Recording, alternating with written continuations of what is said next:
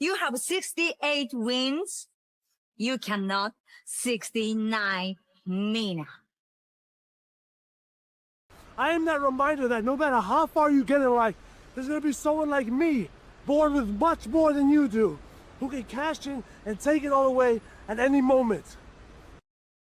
Now, you know what? Now, I don't know who you've been talking to, but it's obvious that you hadn't talked to me. I pull rank around here, and everybody better remember that. Ooh, follow the white rabbit.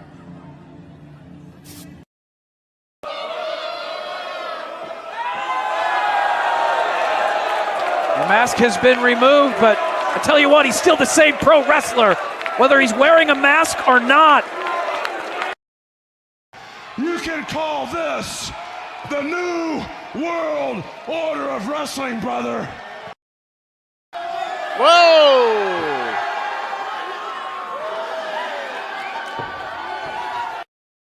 We got a mom in the front row who taught her daughter how to suck dick. None of you can handle Tekla. None of you can handle the Sisters of Sin. And none of you silly bitches can handle the Triangle of Madness.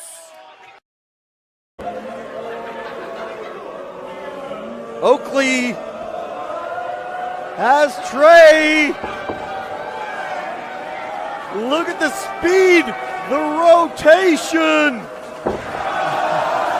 the impact. What is going on, everybody? Welcome once again to the Saturday Shenanigans, hosted by yours truly, the Renegade JJ Williams. Hi guys. Hi guys. CM Punk drama bullshit to the side. I still consider Hangman the worst AEW champion they've had. First of all, we're going to bring in Walter Cruz. I said that as a joke when, what's his name, did his promo Monday. He said, I'm from a prestige university. I said he majored in Steiner, man. We've got the Heb man, James Hebert, in the house. I do really cool in dumb teams. Mutants. Right. A lot of shit going on here. A lot of fucking crazy ass shit. Where is Noah JD? Well, say his name and he appears, because we believe in Noah Foster. Fuck is this intro? It is one of those things where as fans we do have these desires for what we want to see, but sometimes you can't always get what you want, and there are reasons you truly don't get what you want. I wouldn't even listen to this in Grand Theft Auto San Andreas. What the fuck is this shit? God, rap is whack. Like I said, never been a greater time to be a wrestling fan than with more companies in a more lucrative spot, in a more comfortable business spot, in a sense of mind, it seems, than ever. Again, WWE is not the only one. It is not the end-all, be-all. So let's go back to the Renegade Wrestling JJ Williams to get the official word. JJ, speak! Make sure you tune in every week, because you never know who's going to drop in to join the shenanigans. Catboy is in the house. Hello, my internet family. I say if you want to make them as evil as possible, make them really mad. We have Mansfield joining the party now. What is going on, Josh? Like I told no one when we were in Cleveland, him joining Chase U was just an unfortunate side effect of my shenanigans towards you, JJ. I know how it can get better, Noah. The panel chooses you. Shut the fuck up, Josh. He said that so like. We got some of the intro back. Yeah, I was gonna say. Just like how you and I had lunch together the other week. That was different. Ladies and gentlemen, the King is here. Say his name and he appears. We believe in King A-Train. There are so many believers in Joe Hendry. The only person on this panel that doesn't believe in Joe Hendry is King A-Train.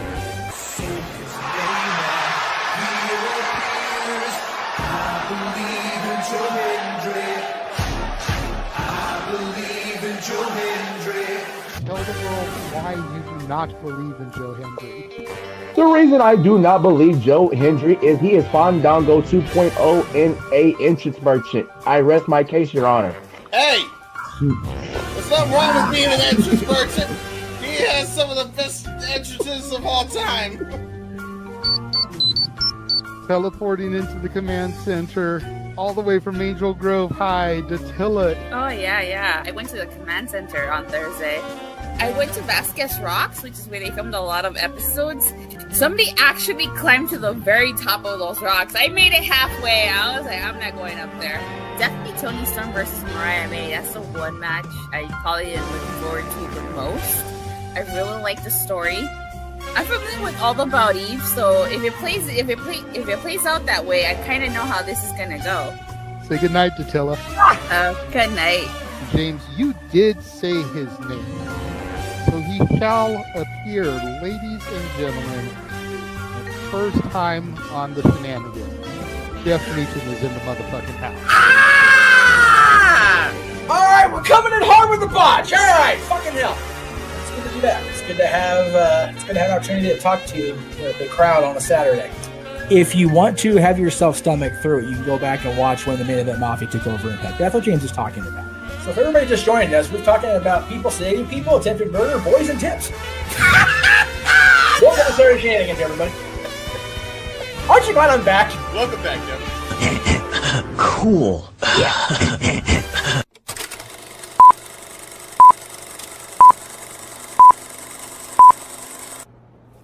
Get it?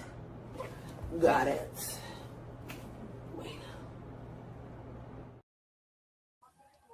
What is going on, everybody, and welcome to the weekly moderated insanity known as the Saturday Shenanigans. It is I, your host with the most, the Renegade of Wrestling, JJ Williams, joined by my elite panel. We've got Mr. Reliable, Walter Cruz, who looks like he's about to go to sleep in his chair there. I'm really close to. Are we all elite, though? No, we don't get graphics. We don't get hugs. None of that stuff. But how's it going? Long time. I know, right? Seems like a little over an hour. We've got the man who made James squeal like a stuck pig in the intro. Jeff Meacham is here. I am here. Yes, I enjoyed the new variant on the intro prior to all our own intros, like the actual new clips. That was cool. I enjoyed those. Thank you. Yeah. Cool. I was sitting here thinking about it the other day, and I was like, I've got some new stuff that I want to add in there. Sure. But at the same time, I want a variety. Yeah. Because I felt like it was too TV centric, the old info. And this past year especially, we've really started branching out into some of the indies. 100%. So I wanted there to be some of that in there. I wanted there to be classic wrestling clips. Yes. You can't get much more classic than Crockett era Arn Anderson talking about the Four Horsemen. No. And man, Bubba Ray is still a classic in Dayton, Ohio, baby. You know what? I don't think that clip will ever leave. It can't now. I had to throw the modern TNA clip. That was the thing. I wanted there to be a classic, a modern, and an indie. Okay. And then just keep that pattern going. Classic, modern, indie. Classic, modern, indie. So I threw in the modern TNA with, the bunny, for a certain somebody who's not with us right now. I had to get a little triangle of madness going up in there. Yeah, that was cool to see them. Like I said, I haven't watched a whole AEW lately. I'm getting back into it. That was neat. That literally was like from last week's Dynamite. Right. I had to get the Mina clip. Have to have the obligatory Mina clip. Well, yeah, and that one's just probably better than the other one. You can't 69 Mina. It's like, but how many are going to try? How many are going to try? Talk about being a model to 69. Yeah. Dylan, come back. Sorry. I was trying to get him so he's telling me happy birthday. Well, he just got home. Get over here.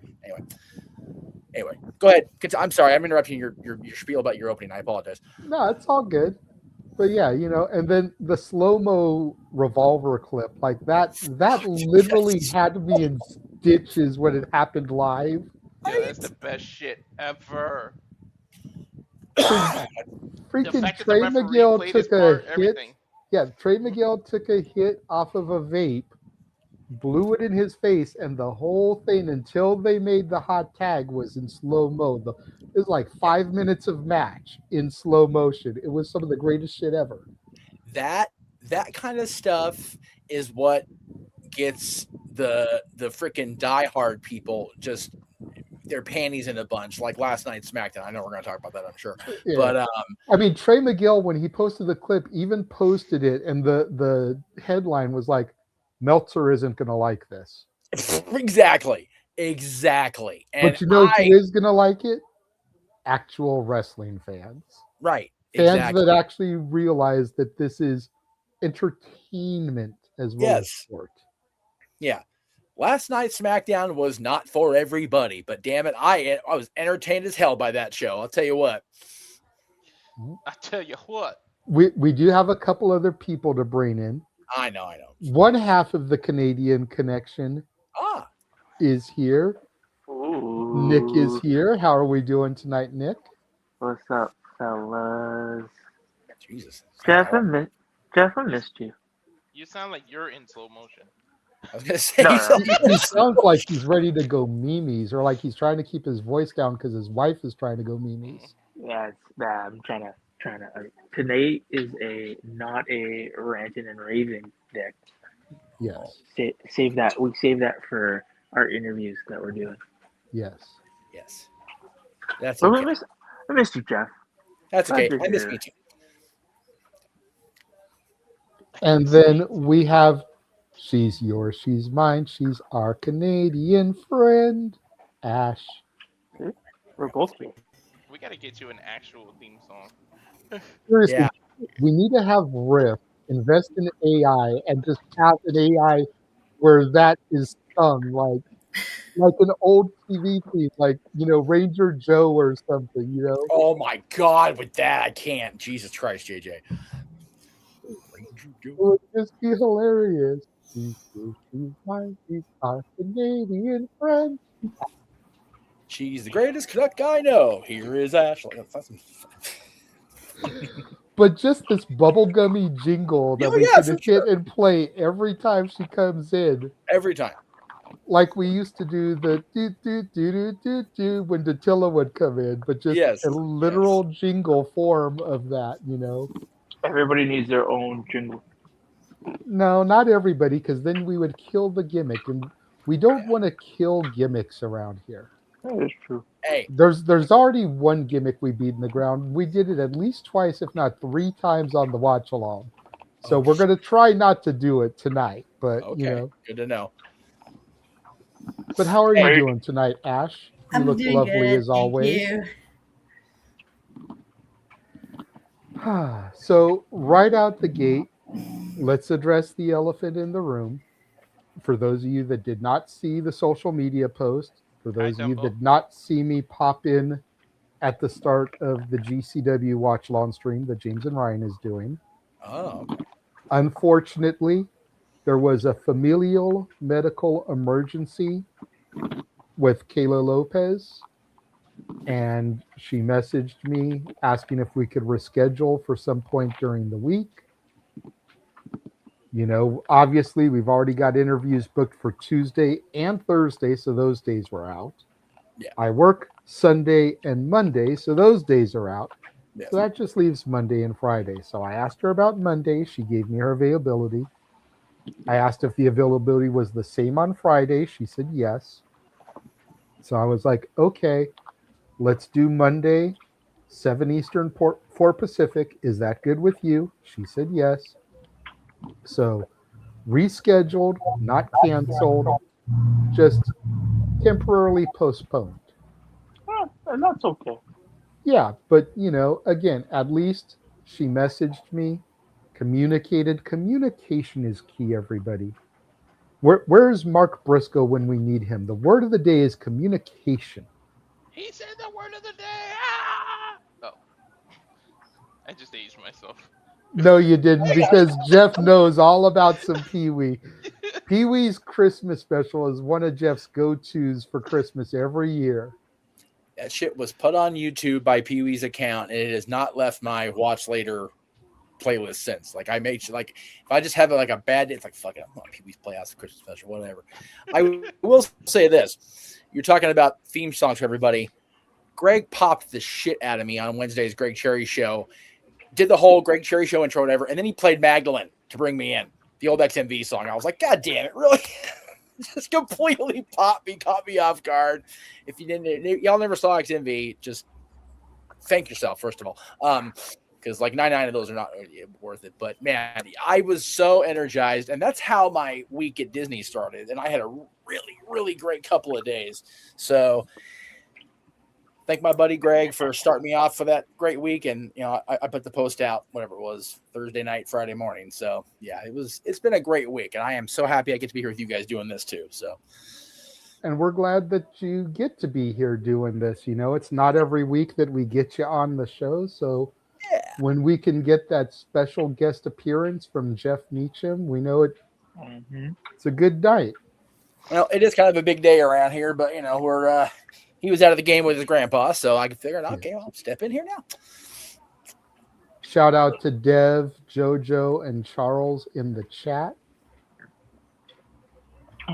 But so let's just jump into it. We're hot off the heels of Stand and Deliver. I know Nick didn't watch the show. Ash, did you get to see any of it, or were you at work the whole time? I was off today, but I had to run errands with my mom. Okay. So I'm not going to sit here. A lot of times we go match by match on these things, and I feel like it takes forever. Yes. But that's not what the recaps are supposed to be. It's just supposed to be high points. The high points for Stand and Deliver, aside from what Walter is flexing there, because go ahead, rub it in. Let's get you the solo. That's right, Mamacita. She's Vice so sexy City. red next to her, but I'll make her twerk. There you go. Oh my God Lord. damn it. The women, we've been saying it for the longest time, but NXT is the women's division. And out of the 6 matches, 7 if you count the pre-show. Yeah. But out of the 6 matches on the main card, the 3 women's matches were better than the 3 men's matches. And that's not to say that the men's matches were bad in any way. No. But the women were out to make a point. And it started with JC defending the title against Lola and Kendall. And it was a fantastic match. Everybody was damn near in tears. Walter's over here trying not to cry because his Mamacita finally won the title. I'm over here trying not to shed a tear. Lola is celebrating, trying not to cry. Right. And if you looked closely, it looked like JC was trying not to cry. Definitely. Yeah. And people want to say what they want to say about the 3rd best member of Toxic Attraction now leading her own Toxic Attraction-esque stable, the Fatal Influence. Oh. But 2-time NXT Women's Champion, TNA Knockouts Champion, and she looked like she was about to start crying watching Lola celebrate, knowing that it was her that put her over like that, kind of like when Charlotte put Rhea over. The passing of the guard, like it was a beautiful thing to see. It's been a week of that, Jay. Trish and Mickey put up their post on the 2nd about their 20th anniversary. God damn, I feel old on that post. Holy right. Of their match at WrestleMania in Chicago. Women's wrestling is is as hot as it's ever been, and I mean that in the technical sense. You preverts, go back to bed, you jerks. But I was so proud of everybody on that show today, and like I said, I'm glad I had the time off I do, because I get to be a part of a lot of the women's calls we're doing during WrestleMania week. So that's going to be so awesome for me, and I appreciate the opportunity. It's going to be good stuff. Yeah, absolutely. Walter, go ahead, take a minute. In the words of Keith Lee, bask in the glory of your Mamacita's victory here. It was good. An awesome job between all three of them. And they got me good at one point. I thought Kendo had it before Lola came back and broke that up. I was like, oh, shit, they're going to do it. Kendo won. But I knew, I had a deep down feeling that 100% that JC wasn't retaining. So I knew it was one or the other. Because she's had enough of the title run. She's elevated where she can do. What else is there left to do in NXT? I really think she is main roster bound. Which is funny because you just said people thought she was the weakest of Toxic Attraction, and look where she's at now. She's the only one that's still employed. Yeah. And she's by WWE, yeah. So good for her. But yeah, man, when that 3 came, woo! I jumped out of my fat ass got up too fast. But with a tear in my eye, my wife said, "You're crying because she won." It's like, you don't understand. Non-wrestling fans don't understand, man. Right. No, I totally agree with you, and to further prove that point, I hearken back to Forbidden Door and Brian coming out the first time in years to Final Countdown. Oh. And how emotional I got on the air. And people in my house did not understand why I was getting the way I was getting. Mm-hmm. And it's like, you're just not going to understand. To you, it's a cheesy 80s song with a synthesizer. To me, that's years of memories.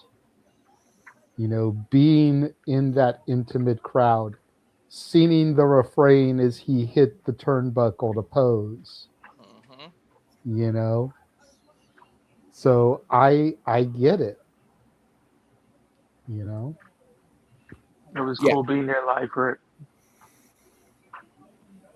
I bet, man. I bet. And then God, watching him come out to it all in, and like on the turnbuckle, freaking like revving for the refrain, like come on guys, and the whole fucking place popped. Oh, God damn it. I miss him. Anyway, I'm sorry. But that's when you know you're a true fan. When you get into it and the emotions comes out, man. Like, I remember, hey, I cried. I bawled like a baby when Kofi Kingston beat Daniel Bryan. And the Kofi Mania actually won. That shit got me in the feels, man. It even got Dylan. And Dylan was, 11 at the time. So he was already on his way to being that jaded teenager. But, like, he even, like, came in the room and was just pop, because that was his boy, man. I know. So good. To this day, I can't watch the replay without still getting a little bit up. Nope. That's what wrestling's supposed to do. You jaded fans at home, that's what it's supposed to do, man. Just enjoy it. Anyway, I'm sorry. But yeah, man, I'm so glad she's getting her chance. And like you said, it's a passing of the guard. It's the Mamacita era. They won't call it that, but I'm damn sure calling it. Right. Damn it. Yeah, I mean, that's why when I had to go and alter the graphic, I threw her on there for you, bro. Yeah, best graphic ever. Took Kayla down and I threw her on. It's definitely an eclectic graphic for this week. But they set the bar. They definitely had the follow that shit moment, because it was like, damn, the bar was like up here right from the beginning of the match. It's just like the triple threat at Mania last year, or was it 2 years? No, last year, yeah, with Bianca. They just set the bar high, like. Asher, Nick, any comments that you'd like to make about Lola being champion?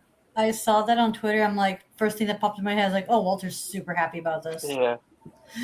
That's what immediately popped in my head. Yeah, like Walter had to go to the bathroom like not that long after that. Like, I'm wondering if he had to change himself. I think, Freaking Jay from Jay and Silent Bob Strikes Back. I filled the cup, dude. Yeah. No, I mean, I think it's great that she won it. You know, I think it maybe might have been time. I think the more important question is, you know, and people ask it all the time, what's the follow up, right? What are they going to do in her first? You only get your one chance at a first title reign. So I mean, I wonder, you know, now it's about what are they going to do for her title reign? Is it going to be a lackluster title reign, or would it be something that, you know, will be memorable? Well, if I'm Shawn Michaels, first of all, I'm not trying to dance with Sexy Red. God, that more cringe than the IHOP pancake girl.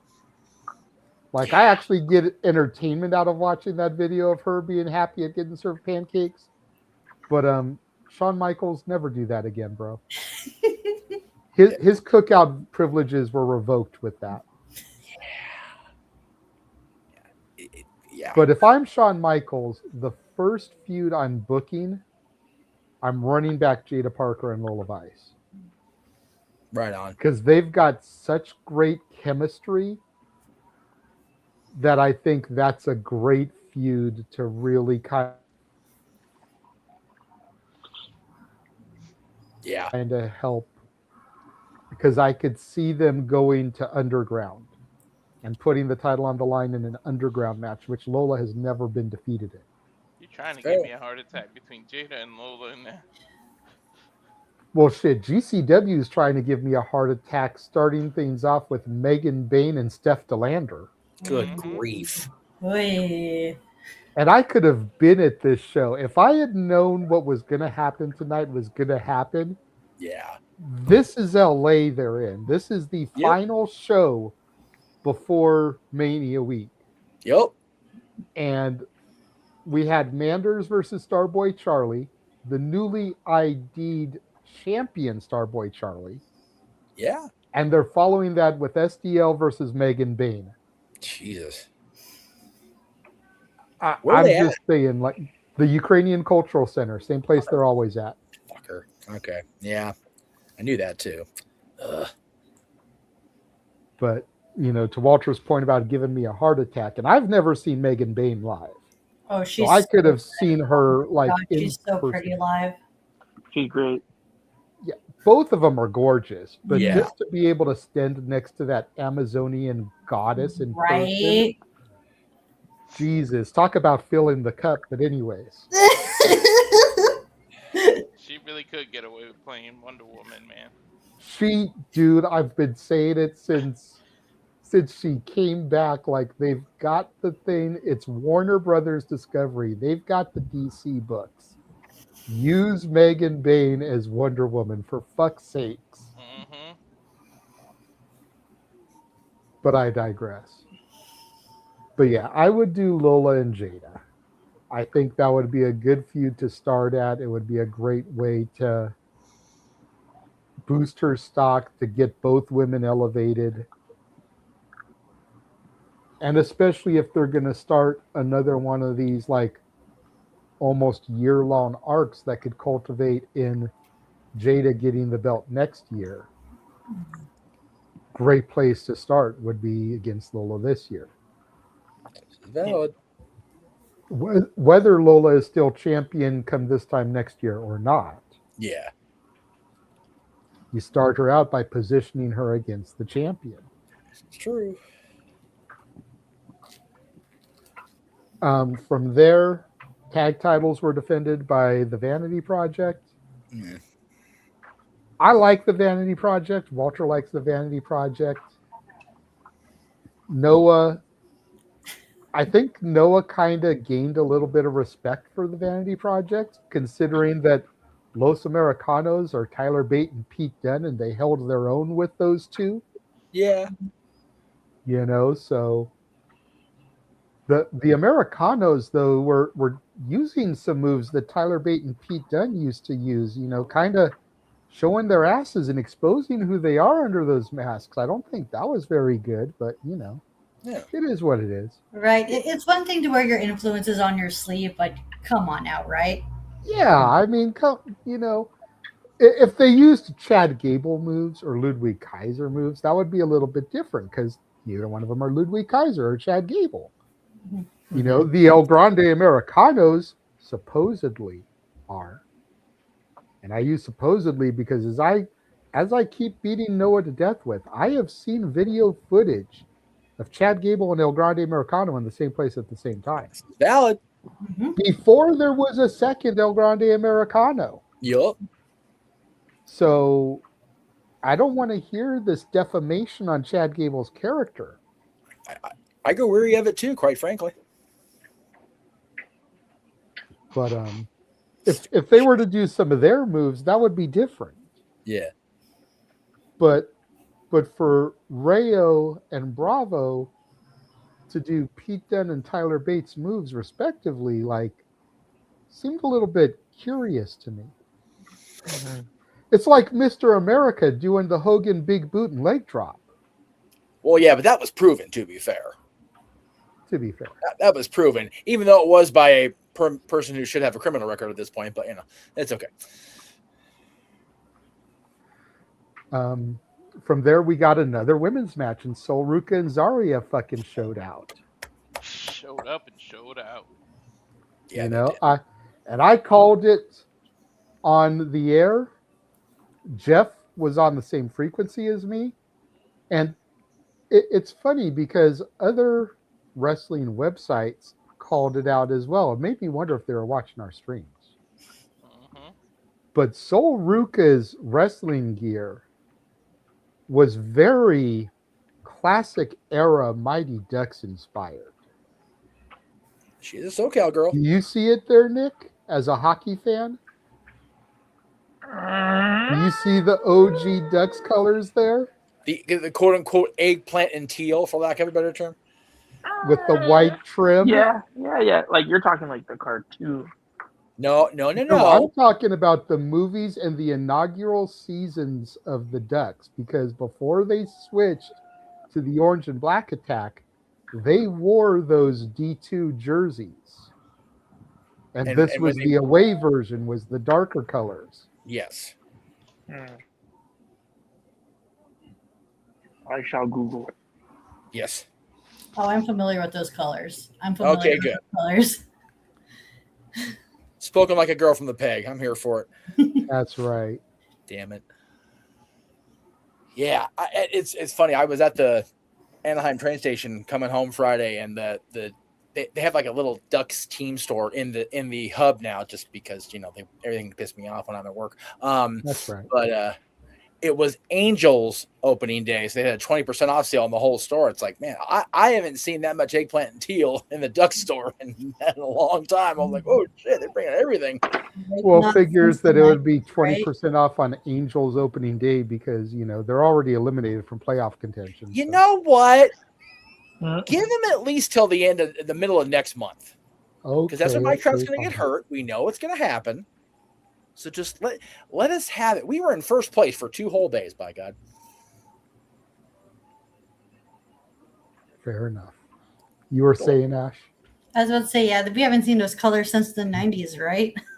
Early 2000s. Early 2000s. Yeah. Because I don't remember if they had those colors when they won their only Stanley Cup. No, they did not. But I know they had them in the early 2000s. Okay. They had them when they went to their first Stanley Cup final against Detroit in 2003. That's where I'm mistaken then. Yeah. Okay. But they did not win the cup in those colors. They had, I think they'd switched to the orange and black by 2007. Okay. I know way too much about the Ducks. I need to go sleep on the So porch. somewhere in that in between 03 and 07 is when they switched over. Okay, so I've got the timeline mixed up. Okay. No, it's fair because I do too. It's okay. Although, to be fair, those colors are very 90s coded, so that's why I 100%. 100%. I don't know anybody, male or female, that would go out in eggplant in public on purpose, unless they're going to a Ducks game. Yeah. Yeah. It's in the 90s. We used to wear some shit. Remember the starter jackets had all kind of crazy colors. Hey, Dude, I still remember the Looney Tunes crisscross T-shirts. Remember I those? saw those too. Yeah. I had those. God, oh, Jesus. Me too. Freaking Bugs and Taz with the backwards clothes on. Yeah, I remember seeing that a lot. I had that. The kids at my elementary school would wear that.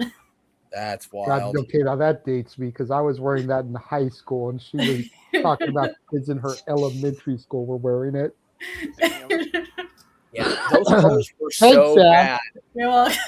Yeah, those colors were so Where's bad that my the Ovaltine only and my alternate cookie? jersey that was worse than ours, the Kings with the Burger King jersey, was the Ducks all green. That shit is fugly, and they had those on sale at that store. Jay, I was like, why do these get these out of here? No, The only Ducks all green jerseys that are worth anything is the OG District 5 jerseys. that's where the hell is that? I got that here somewhere. Anyway, yeah. Like, I've got 3 of them now, damn it. Do you really? Jeez. I've got my Fulton one. Yeah. And then I've got Banks. Okay. And I've got Bombay. Oh, you got Bombay. Look at you. Okay. I got 66 and 99. I get to work with his daughter on Friday. It's good times. You know, unlike Mina, you can't 69 Mina. But I got 66 and 99. I don't want From there, we went to the men's North American title match, which was a solid match. Yeah. Women's North American title after that, again. Nick, I'm going to mute you while you... Sorry. Women's North American title match, again. Tatum and Blake, man, like they just showed the fuck up. They did. See, that false finish where Blake got her and she actually kicked out of that DDT had my jaw on the damn ground, dude. They fucking got me so good. That's honestly the only women's match that I didn't question the outcome of. Yeah.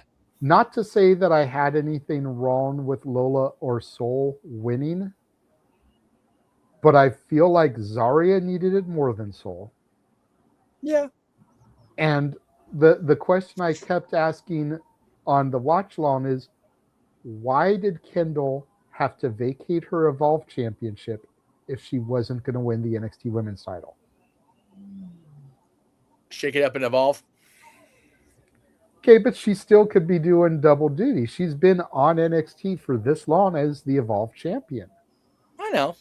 You know, at least hold it until someone beats her for it. Why vacate it? That's the key for me. Why vacate it? Yeah. And then have JC retain? Why vacate it and have Lola win? Vacate it because she's going to become the NXT Women's Champion. She is going to evolve from one show to the other and boost her star power. Was she close to winning the match? Multiple times. Oh, yeah. Multiple times. Yeah. But still, like, that was the biggest head scratcher for me. The entire night. That makes sense. But when I mean like close to winning, I mean like, could you see them maybe coming out of this match, Kendall winning? Like maybe Lola. Oh, Lola loses the title to Kendall at some point?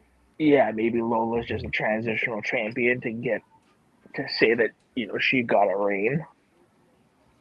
I wouldn't do that to Lola, though. Lola's put in the time. Yeah. You know, that's the equivalent of like Tommy Dreamer beating Taz and Mike Awesome just to lose the title the same night to Just Incredible. Yeah. You know, here's Tommy Dreamer, who's the heart and soul of ECW, and you get the belt for less than 5 minutes. Yeah. And it's not even because of just a Money in the Bank cash-in or something, just, you know, well, you're a stupid babyface and you're going to be a fighting champion after going through a triple threat match, and then you lose it to someone who's cooler, better. Half of his team is from Calgary, Alberta, Canada. Dramatic pause. Yeah. Well, I mean, to be fair, in the terms of the storyline, I get what you're saying, but behind the scenes, Tommy's told everybody he never wanted to be champion. Yeah, so but I get that. For those of us that have that insider knowledge, like, okay, we get it, but like, yeah, for those of the 11 people watching us that maybe not be familiar with that, ECW. That's right. I know my ECW history. I read up and watch on that shit because it's a funny story. I remember my dad. We were talking about ECW, and my dad straight up says to me, "Man, I wish I had you earlier so we could have watched ECW together." Nice.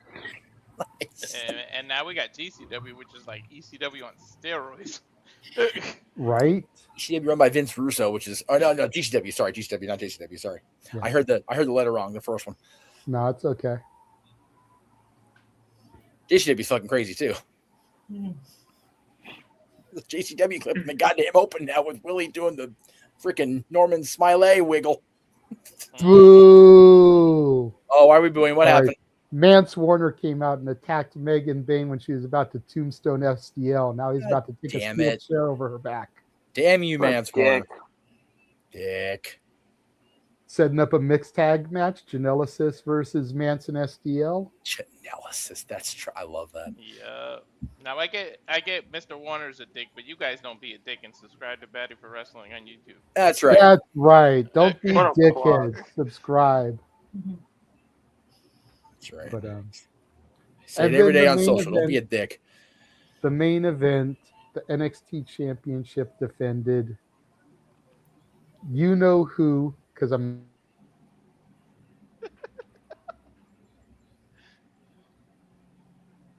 Oh, he froze. That means he said it. Getting a little glitchy. Is Noah coming in? Gonna start fucking with us? But defending the title against Ethan Page, Ricky Saints, and Tony D. And much like we did the night champ Angelo in. I'm happy for him. Yeah, I am too. I brought up the picture on the air of what was kind of being called the pillars of the 2.0 era. Yeah. And like, he's the only one that's still there. Yep. Accidentally loaded the wrong graphic. Hold on. They even mentioned it on the WWE call. He's seen everybody go up, and he's still there. Mm-hmm. So good for him. I mean, just take a look at this photo. Jeez. With Tony winning, 4 of those 5 men have now been NXT World Champion. Yep. And 4 of those 5 men are on the main roster. Tony D is still left behind. Yep. So it's just kind of crazy to think about the success that all those men had, and Tony is still there. Yep. Left holding the bag, so to speak. Hey, you know what?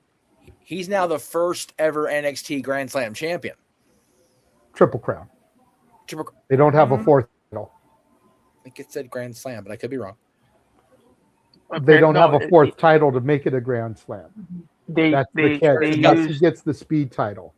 No. I was gonna say they used the Heritage Cup as the 4th. Oh, okay. Yeah. I completely spaced about the Heritage Cup because it hasn't been around in forever. I don't watch every week, but I do pay attention. No, I pay attention too, but I don't count a trophy as a championship. That would be like counting the King of the Ring as part of a Grand Slam.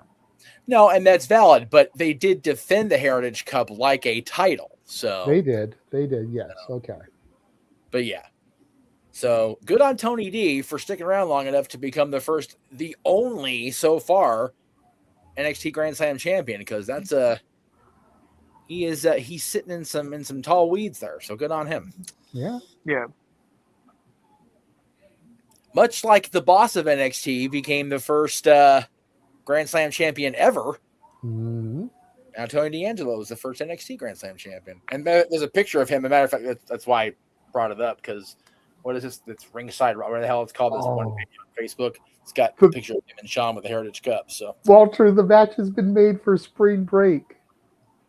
Manson SDL versus Megan Bain and a mystery opponent. Mystery partner. Shit. Ooh. Yeah.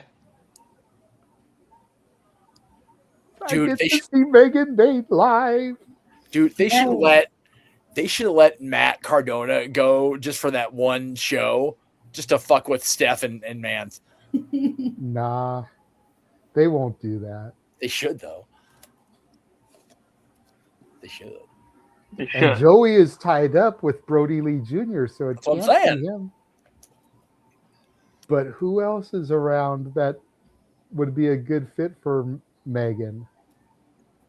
No, who's got shit with Warner? It's a good question. Killer Cross? Ooh. But I think Cross has one of his own shows that night, so he may not be able to. Depends on timing. True, because spring break is at 7. I think Cross's show starts at 10. Yeah. But at the same time, you know, I don't know. That's a solid. I've already got my thoughts on the Marco Stunt thing, which is supposed to happen tonight. Will Marco Stunt answer the challenge of KJ Orso and Sam Stackhouse? Oh, okay. I've already got my thoughts on that one. Yeah. Go ahead, Nick. Since you seem determined to get in there. Sorry, because it's gonna. I know it's gonna leave my head. Nick Gage. Oh fuck. That's a possibility.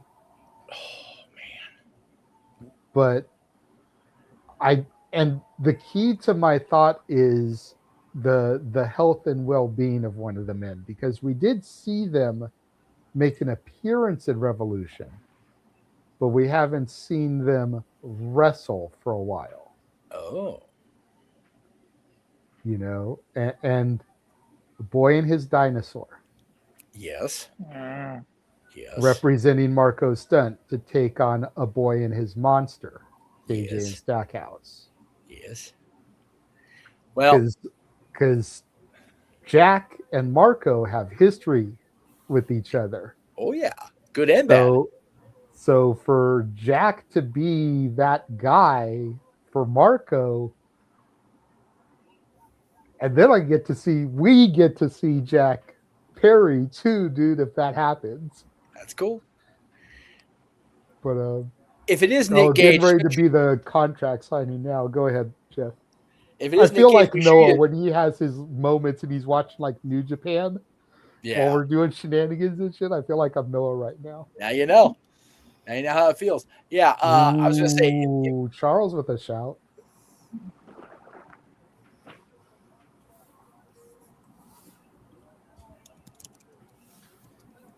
Go ahead, Jeff. Okay, I'm gonna type it out. No, if it ends up being Nick Gage, just dress like you're going to a Gallagher show. Bring a freaking shield guard for your face with all the blood flying. Right. God damn. I have not been to an independent wrestling show that Nick Gage is on, and I don't know if I want to. I do. I know you do. You're a crazy person. It's not good, dude. I mean, look, if I was ever going to travel for a GCW show, I would either want to go to the one at the 2300. Sure. Or I would want to go to one of their shows in Atlantic City. Yeah. Since that's basically their home. Yeah.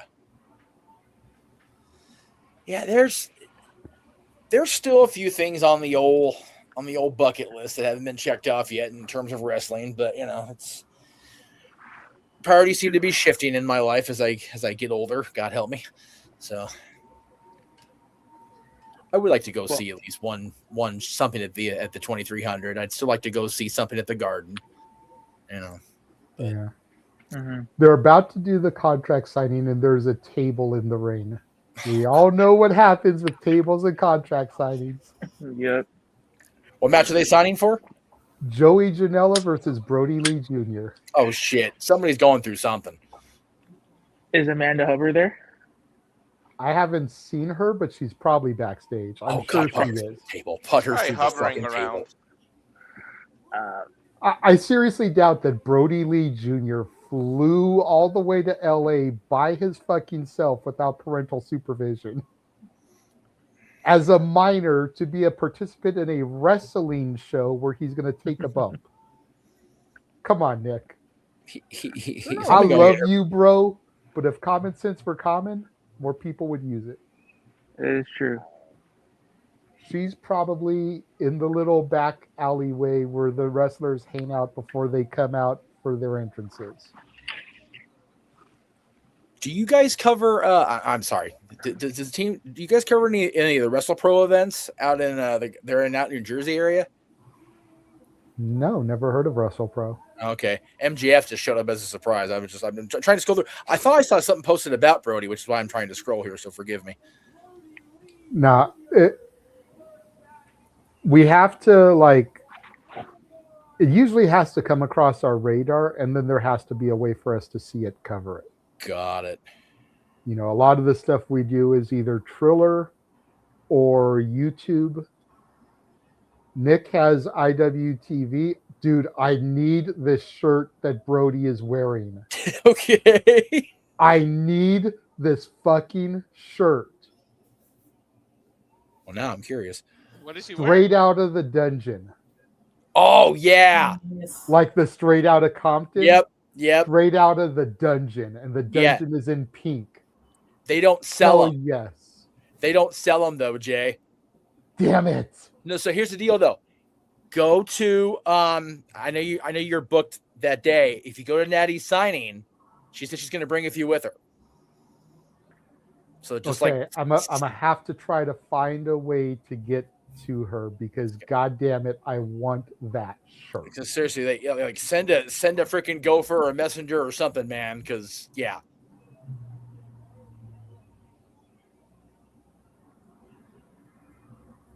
Oh, God damn it. Okay. And hopefully she has fat boy sizes. You know what I mean? You would hope. Like I at least need a 2X. I've been wearing 3s. Yeah. But I at least need a 2. Two still fit me comfortably. Yep. But I started buying 3s at the old house when other people were doing laundry and my shit started shrinking. So no, I feel you. Yeah, I'm into 2s on the regular now. I'm so grateful, man. Like I said, man, this whole year it's just been a lot of roller coaster, but it's getting better. And like I said, it's part of the positive attitude today. So I'm just let's go. Take on the world and shit. Yeah. I swore I saw a fucking post about Brody. This is bugging me. So hell of a show for Stand and Deliver. Yes. I gotta give it an A. Like I don't think there was any match that didn't deliver. No. The questionable match would be the pre-show match, but there's a reason why it was on the pre-show. Yeah. And it still delivered enough. Here comes Amanda. Oh, put her through the table. Please put her through the table. Here comes Amanda. God damn it. We're just doing a watch along on the side here. Fuck it, whatever. Like James and freaking Ryan are doing their own. I know, right? This is another reason why I'm so mad that I'm not there tonight, dude. I could have seen Brody Lee and Amanda Huber. Dude, if he puts Amanda through a table, this place is gonna riot, dude. I'm here for it.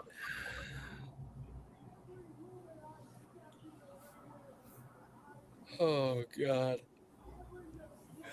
Oh, excuse me. Okay, I get it here. She's out here to sign because, the legal ramifications of a minor.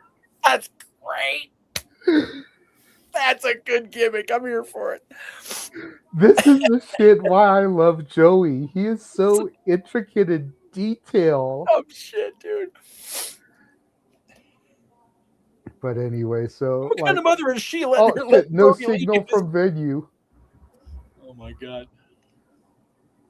So they're having tech issues. Oh, fuck. Okay. What a time. Damn it, dude. But yeah, hell of a show. Yes. EVA, what do you say, Walter? I agree with you. The only questionable was the pre-show. Was that Hey, man. why it was a pre-show? And we still got the moment that we wanted in the pre-show because me and you were talking on air about the whole Ren Sinclair, Charlie Dempsey thing. Yeah. And to have the face-off between the two of them during the match. And Charlie Dempsey, even though he was heel, even though he's part of the birthright, talking about, I'm not going to fight you, I'm not going to fight you. And then her just letting loose on him. You know, we still got the moment we wanted in that match. Exactly.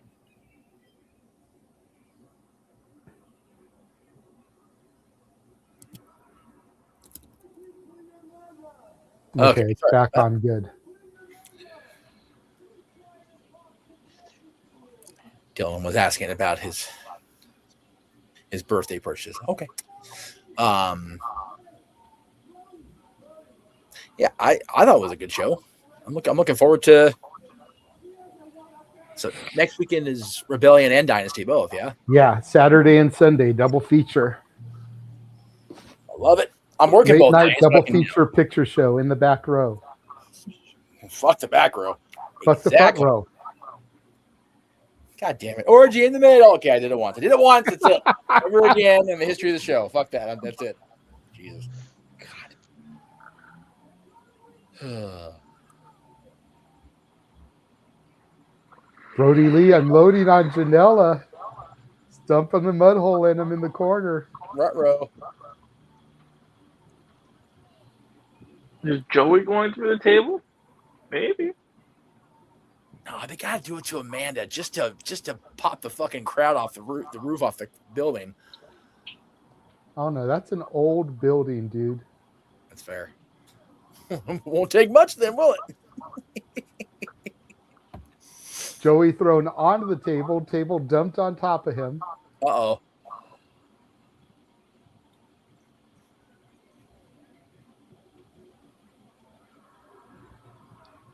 And now Brody Lee standing on the table, which is upside down on Joey's chest, signing the contract and shoving the contract in Janela's mouth.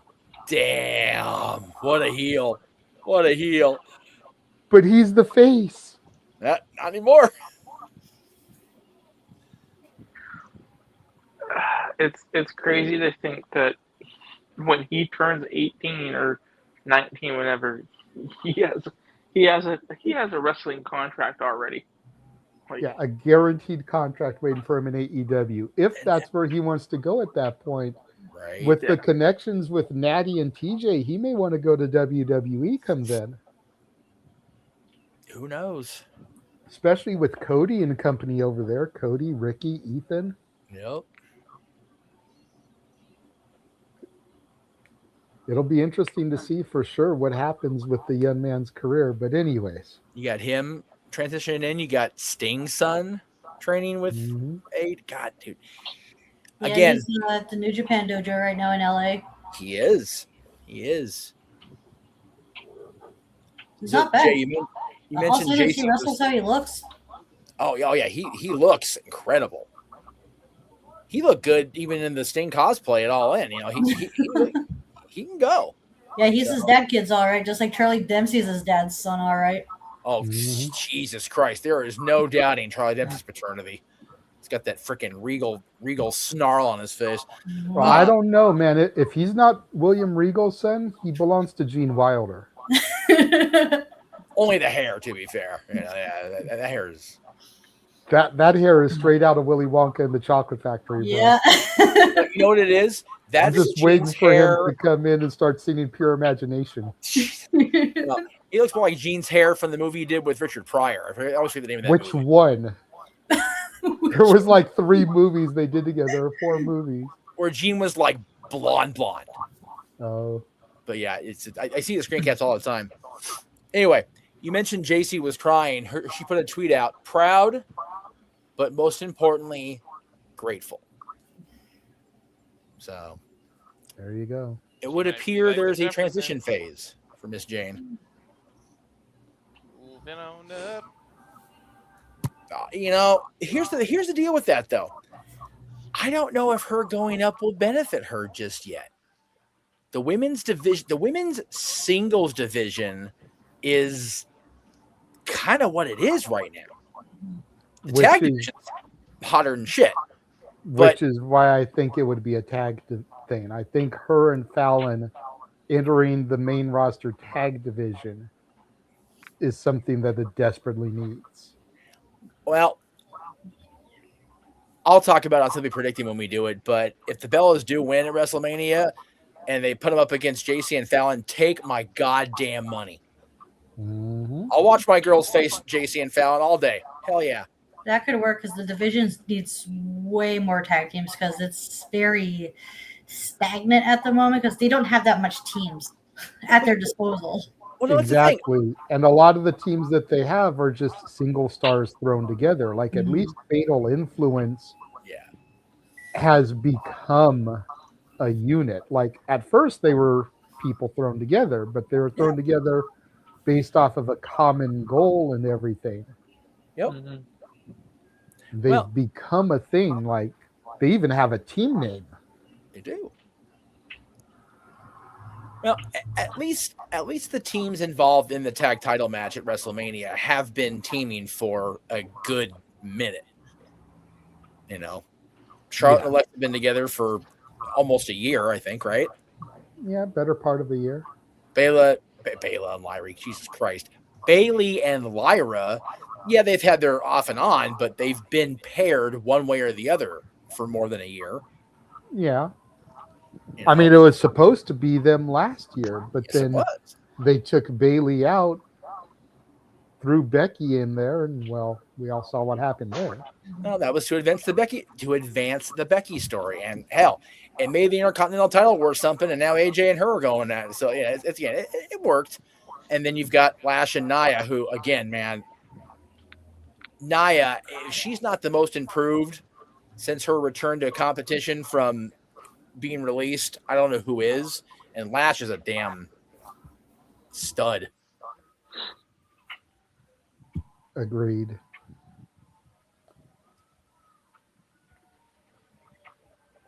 Did you freeze, Jeff? No. Okay, you looked like you froze there in that pose for a second. No, I muted because there might be an echo, and I thought I heard it too. So I don't think it's on your end. I don't think it is either, but I don't know. I never know. Right. I'm not the tech guy. No, it's all good. I'm a talking head. It's all good. Shit. Let me see here. What do we want to do next? Okay, so we will take a quick intermission. Just a short one. Little 30-second blip here. And we will come back and start with our next topic. Don't go anywhere.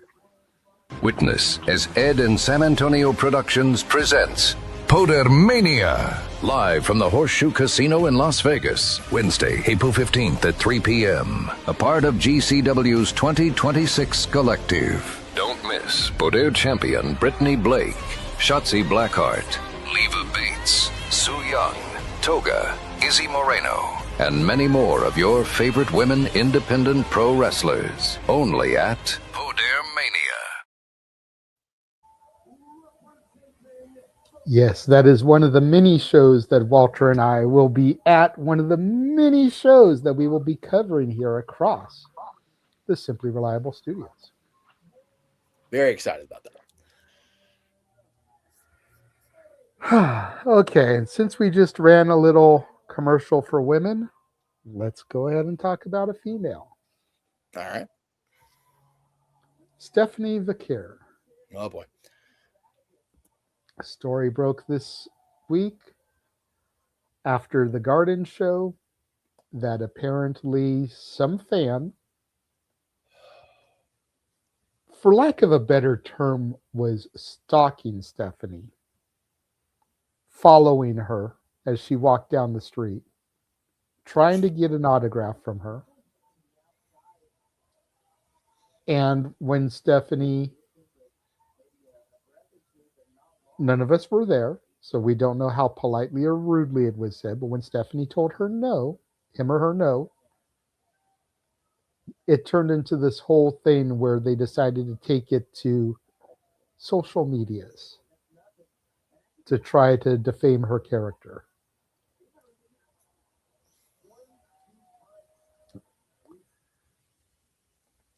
I don't really know if we want to go around speaking on this, because I think pretty much all of us are going to have the same general opinion about this.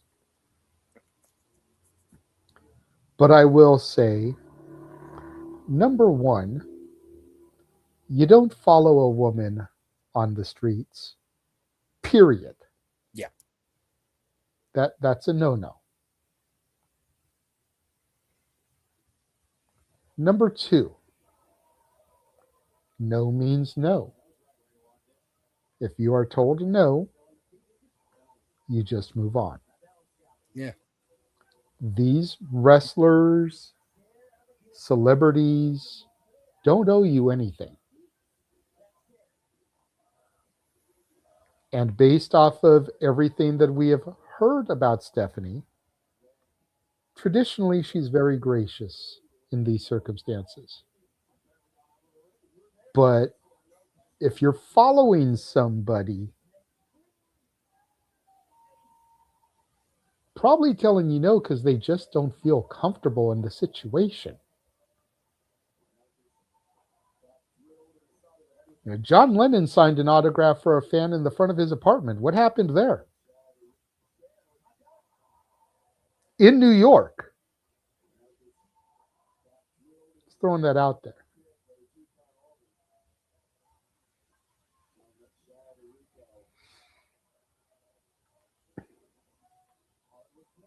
So this is more being brought up as a friendly PSA. Don't follow the wrestlers. If they tell you no, just take the no. And I don't know what you think that you're doing by taking it to social media. What, you think you're going to get sympathy from the other wrestling fans out there?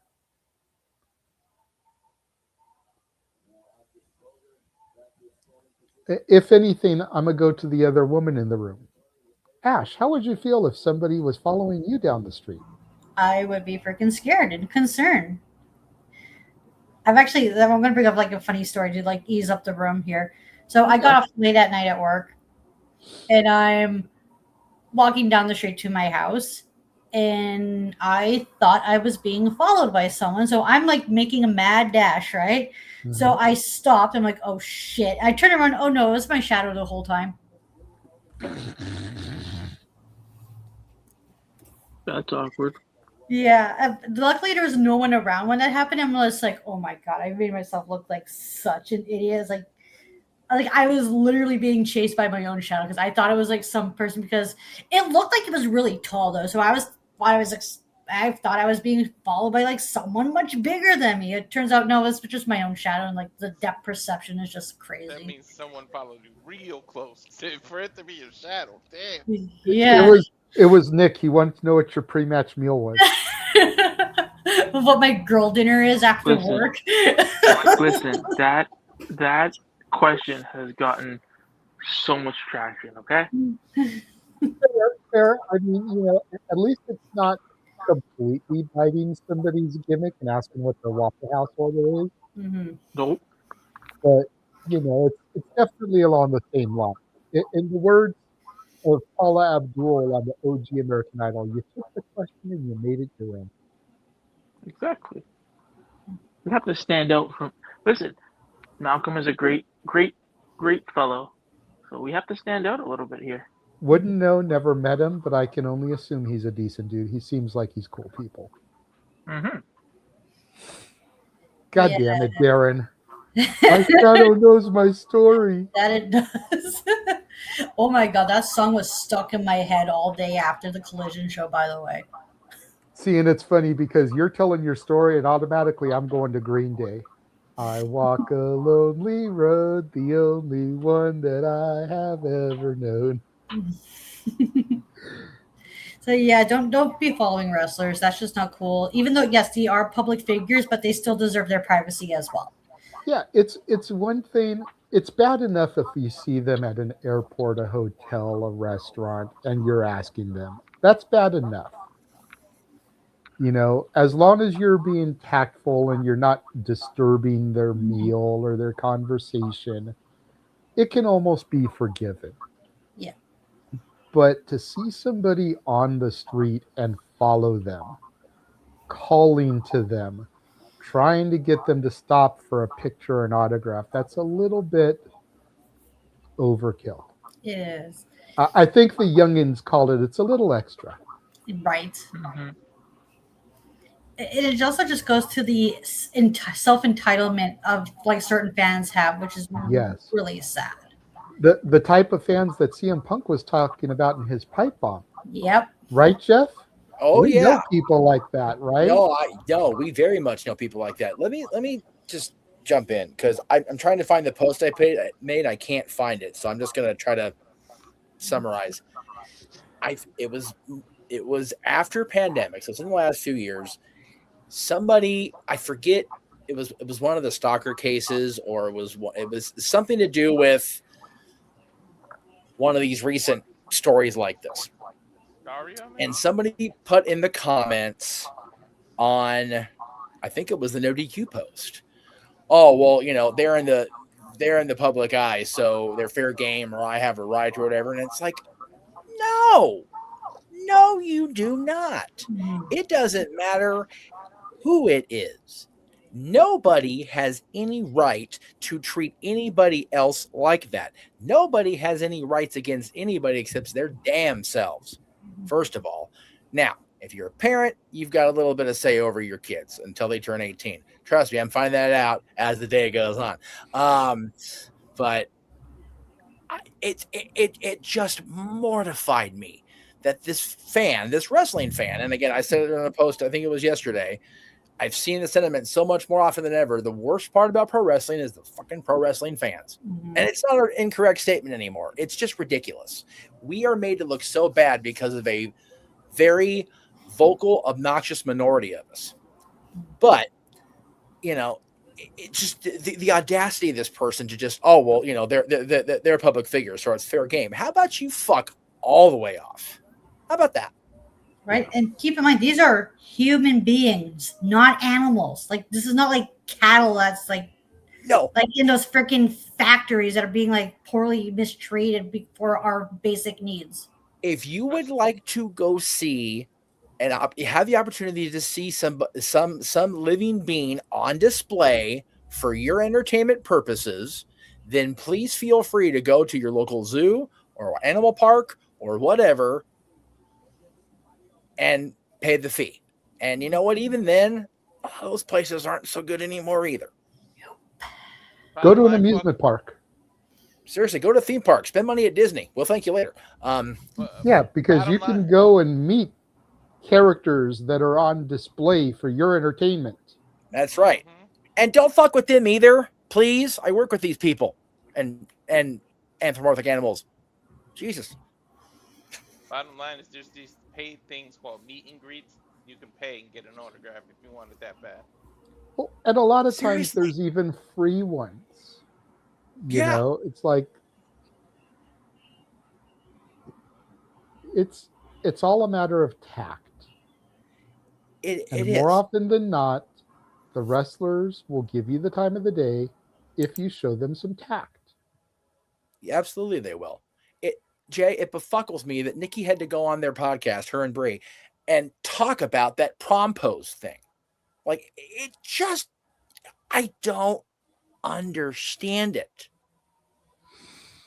And look, I'm going to be transparent as hell right now because I don't care anymore.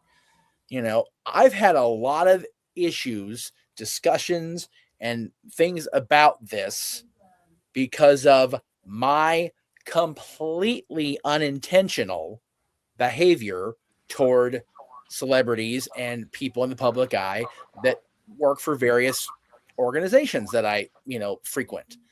The difference is completely unintentional. When I get made aware of it, you back off. You don't go on social media and play the fucking victim. You are the problem. Like, I don't understand where any part of what this person in particular thinks they're going to get out of this. Like, you went on social media, you complained about something you did to somebody else, and expect what? The people that are her fans to side with you? The people that aren't her fans but still watch wrestling to side with you, cracking on the whole train of thought completely escapes me. And maybe I'm just too, not naive or kind for my own good. I don't know. But it befuckles me. It really does. Yeah.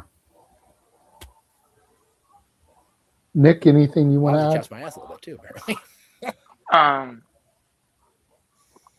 People just. And I hope you don't mind, buddy, but I've been muting you because the echo is coming from your side. Is it? I don't have anything on. Sorry. I think it's maybe because I'm on my headphone. Maybe. People just need to have some sort of chill, man. Like, we had what's this Redacted on the show this past week. It's like, how do you, dude? If somebody was following that guy, you wouldn't make it out alive. You know what I mean? Like, you do that to the wrong person. Fuck around and find out. You know what I mean? Mm-hmm. Like, people really need like a sense of chill. Like, you don't know these people. You don't know them on a personal basis. You're not their friend. Like,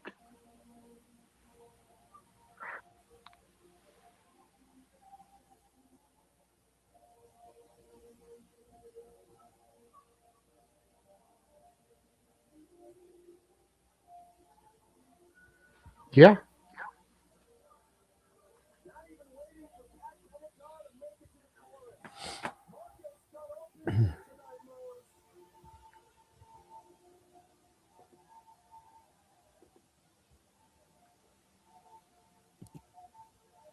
please, people, have decorum when you meet these superstars. Like, when people do shit like that, it gives people like us and what we're trying to accomplish here, and what what the boys are gonna try to accomplish just when they're in Vegas. Like, you give us a bad name because we're not all like that. No. And it's just like, it's not even about just meet and greet. Like, have basic human decency toward other humans. Are you telling me you're going to go just out in the street and just, follow along behind Jane Smith and expect to get any sort of response out of them by appearing to be like a stalker or a creepo? But because it's a famous person, you feel more entitled. Like, I'm not going to go to a concert for Taylor Swift. Fuck it, whatever. She's the popular one right now. We'll go with that. And sit, where I can afford to sit for Taylor Swift tickets up there in the Bob Uecker seats, and then expect to be able to, go within 100 miles of her living quarters the next day and expect to have an audience with her. Like, you're going to these shows to watch these people do their job. And that entitles you to one-on-one time with them. Why? That has never made sense to me, ever. It never has, and it never will. I don't get it. Yep.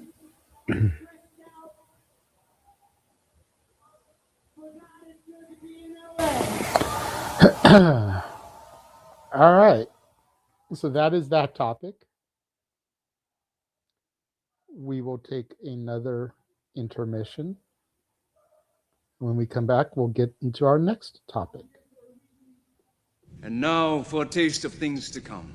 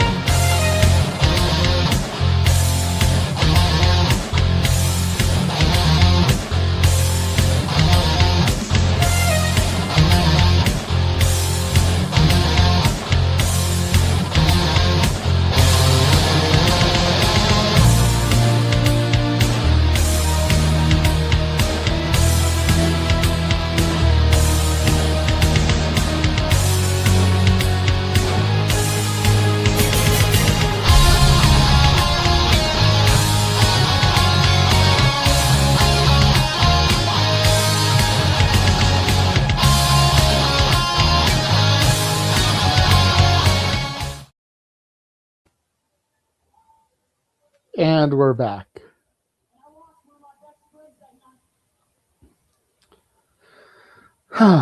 That's everything we're going to be covering WrestleMania week. A lot of that stuff Walter and I are going to be at live. It's going to be a crazy week. You're muted, Jeff. Have you guys said if you're going to watch Mania at the Airbnb or like go one of these big ass watch parties? We're probably going to go to one of the watch parties. Mm-hmm. That hasn't 100% been decided because the watch parties obviously have to buy tickets to. Sure. But there is a watch party being put on by World's Greatest Wrestling, which will have matches live in addition to the Mania stuff. Dr. Redacted is going to be there Sunday. Minoru Suzuki is going to be part of that. Good God. And an old buddy of ours, Mikey O'Shea, is going to be part of that. Oh, okay. There you go. So I'm definitely leaning towards us doing that. Okay. Because it'll give us the opportunity to go to that stuff. So sure. Why not?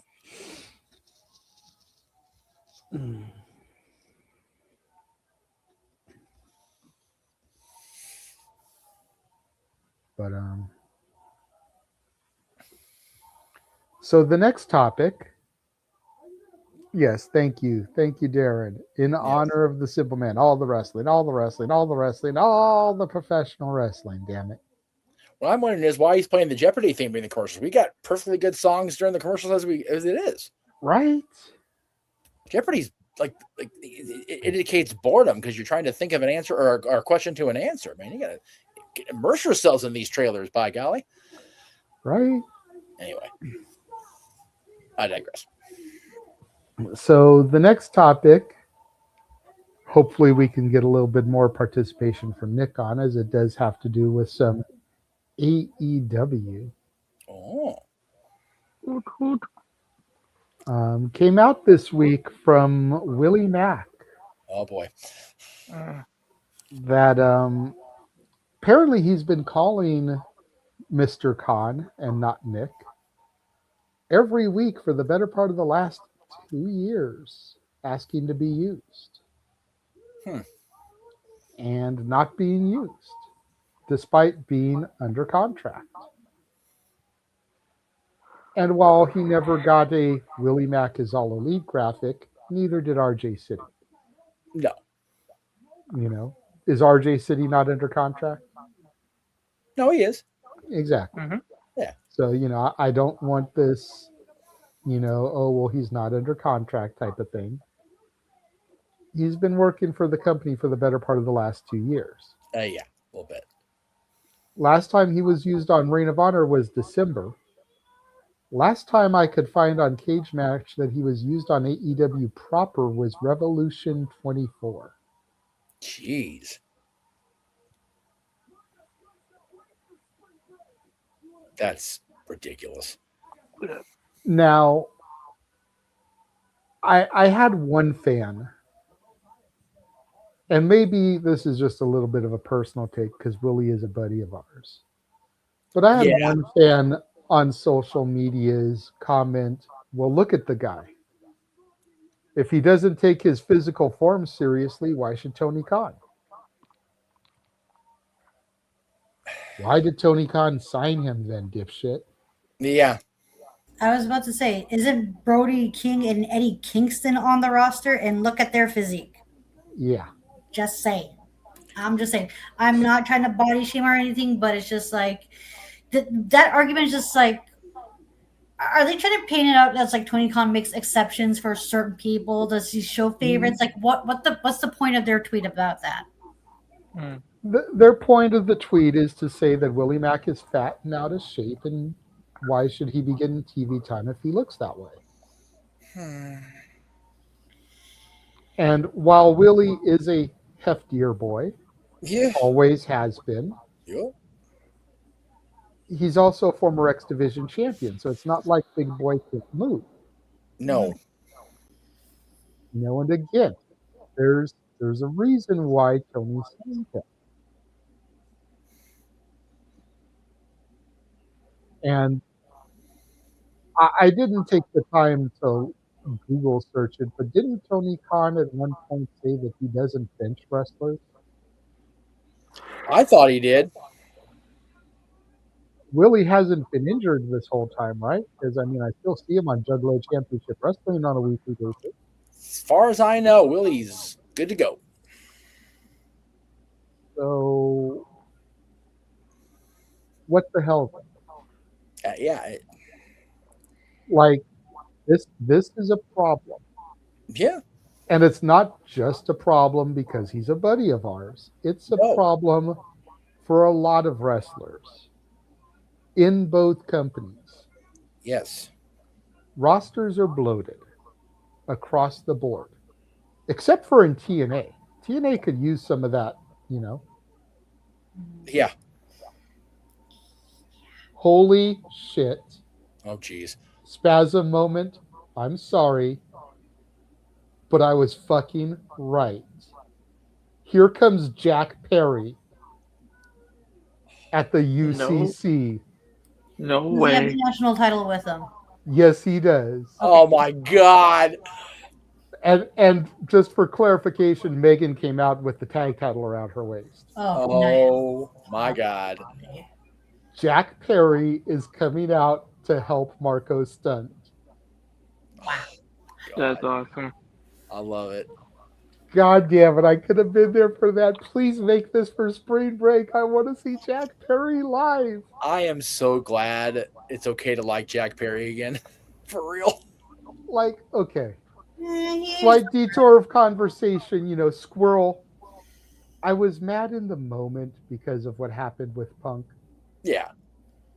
But when he reemerged as the scapegoat, I kind of let it all go away because he really was the scapegoat in the situation. Oh, well, yeah. And the fact that he was willing to turn real life into gimmick and try to make money off of it, unlike some Rancho Cucamonga fucks, showed that he was raised right with a smart father as opposed to some other people. But, that's neither here nor there. But back to the Willie Mack thing. Okay, good. Thank you. The rosters are bloated. We need to stop signing people just to prevent the other company from signing them. Uh-huh. Because at the end of the day, I think that's what's happening. For sure. WWE is signing people so that AEW can't get them, and AEW is signing people so WWE can't get them. And all the while, here's TNA, who's horribly understaffed and could use some of these names. At least WWE is sharing some of their talent. Yes. So, which, you know, it. See, for me, and again, I have a very hard time speaking unbiased on Willie, so you know it kind of is what it is. But some of the other talents that are under contract to WWE or you know under the developmental NXT contract or whatever, it's almost like if they lend too many of them to TNA, then TNA ends up looking like it did in 2000. 6, 7, 8, they start becoming WWE light again. And it's like, we don't want that. We want TNA to still have maintained their own identity again because they fought hard to get away from that shit. Mm-hmm. So, and especially with the audience ever changing right now, because a lot of people either have gone away from wrestling and haven't come back, or they are just slowly starting to come back because it's Mania season. That's what happens every year at WrestleMania season. They're going to turn on Raw or NXT or SmackDown. They're going to turn on Impact and go, wait, what the fuck company am I watching? AEW, I don't understand, for me, why they have so many people under contract. Yeah. At the end of the day, they have total, including Ring of Honor, 5 hours, 6 at most of TV a week. For AEW, the 4, and for Ring of Honor, the 2. You cannot tell me that the people under the Tony Khan umbrella, that every single one of them is going to be utilized in enough TV or story time that they all have to be there every week. That's bullshit. No. And I mean, again, it goes back to something I've talked about on Inside the Mind of the Renegade a couple of years ago. It's something that Nick has preached about ad nauseum to anybody that'll give him a mic and halfway listen to him. Mm-hmm. Brand split. Yeah. But even that isn't going to cover everybody. Nope. You do a brand split. You put X amount of talent on each roster. Dynamite, Collision, Ring of Honor. You cut the rest. Yeah. Does it mean that you're going to get like a Black Friday situation like WWE had? Yeah, it's going to happen, and it's going to suck. Yeah. And there's a lot of people are going to be out of jobs. But you're not using them. Yeah. You're literally paying people to sit at home and do nothing. And I mean, maybe there's some people that like that like sitting home and not having to work to get paid. But I would wager to bet that pretty much everybody that's on contract in every company, unless they're injured, right, would like to be featured on TV on a regular basis. Even if it's not every week, if it's twice a month, once a month. And to Ryan's point in the chat, I agree. TNA literally can't afford the contracts. Agreed. But, the companies that can afford them are just letting them sit. Yeah. It's almost like, and I know that TK allows them to work indies, WWE does not, but it's almost like they'd be better off just back on the indies. Yep. And then you'll find out the ones that really want to work or not, based on the amount of bookings that they get. Mm-hmm. But I mean, I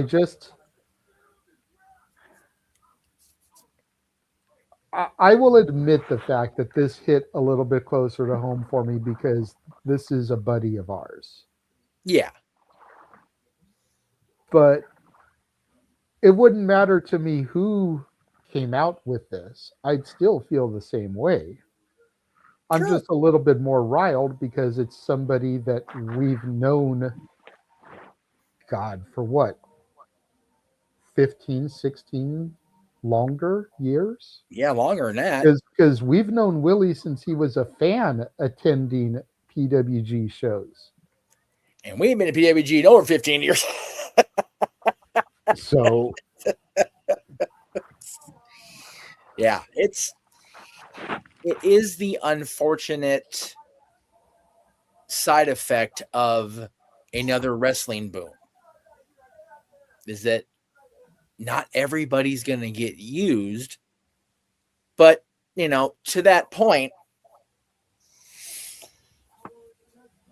I think, and again, this is just me, being on my high horse after being a fan all these years. A lot of the wrestling, at least the ones like us that are, always picking at everything, a lot of them don't really let themselves distinguish the fact that it is a business. And, like you said, Tony's locking people up so they don't go to WWE. I don't, with all respect to our friend Willie, I don't think he would be a featured player on WWE television. Agreed. Or NXT even, Evolve, Evolve's, for up and coming talent, but Willie's not been featured a whole lot on national television outside of TNA, so he'd be a good fit there. But the main thing is, it's like, it is a business, but then you get locked into a contract and you're not making anything outside of whatever the downside guarantee is. I don't know how AEW's contracts are structured. I don't know how WWE's contracts are structured. We just know what we're told. Mm-hmm. I think that I had no idea where my point was going. I'm so sorry. I just kind of completely tapered off my head. I'm sorry. I got nothing. I don't know where I was going. I'm sorry. Senior moment. Well, you were talking about Willie wouldn't cut it in WWE, maybe Evolve. Well, right, but it's I guess I'm having a hard time understanding why you would sign somebody if you don't have the intent to use them. And again, for me, that sounds like I'm taking it more personally, I think, and I'm not. I don't. If I'm going to go out of my way to offer somebody a contract, and it's like, okay, we're gonna do this with you, even if it's once a month, twice a month, whatever, we're gonna use you, and then to the point of Willie, he's not getting used, but he can't go work anywhere that AEW Ring of Honor won't allow him to, because then he's breaching a contract, and then he's in legal trouble.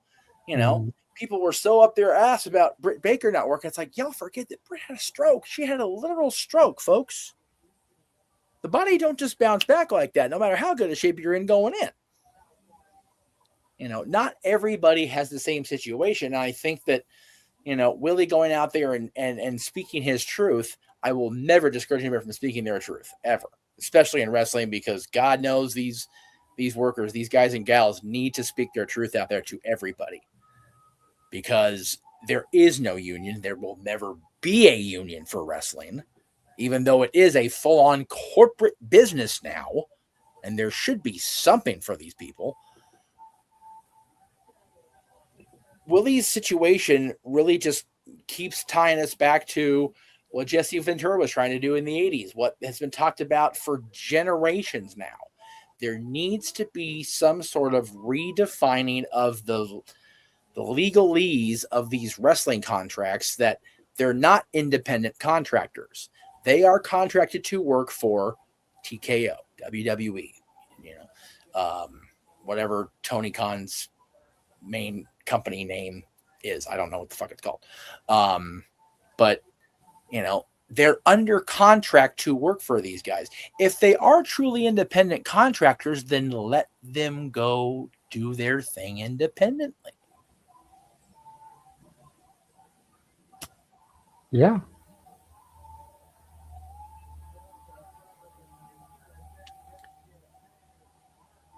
It just bugs because they're human beings and they're friends of mine. And it fucking pisses me off.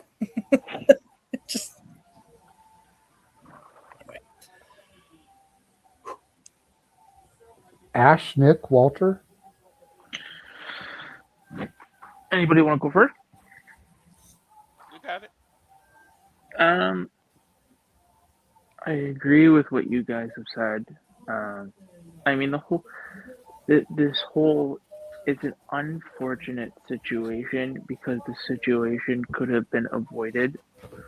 I mean, yeah, for Tony's, it's like, you know, if you're not using somebody, you know, and like if you're not using somebody, let them go. And I think the caveat to that is, again, Tony lets them do independent dates. And I mean, has Willie been doing independent dates? And now, is that by choice, or is that like, there's so many layers to it? But I do agree, you know, unless, and like JJ said, I think with anybody that would give me a mic, I would tell them this company needs a brand split. I've preached it for I don't know how long now. And it's for situations like this, like, you know, this is a perfect opportunity to rotate talent out, rotate talent in. But I just think it doesn't look good on everybody. And like you said, to Jeff's point, you know, we want the wrestlers to speak their truth. Absolutely.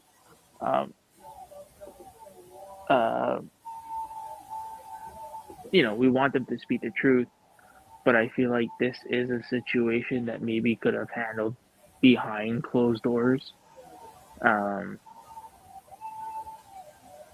at the end of the day,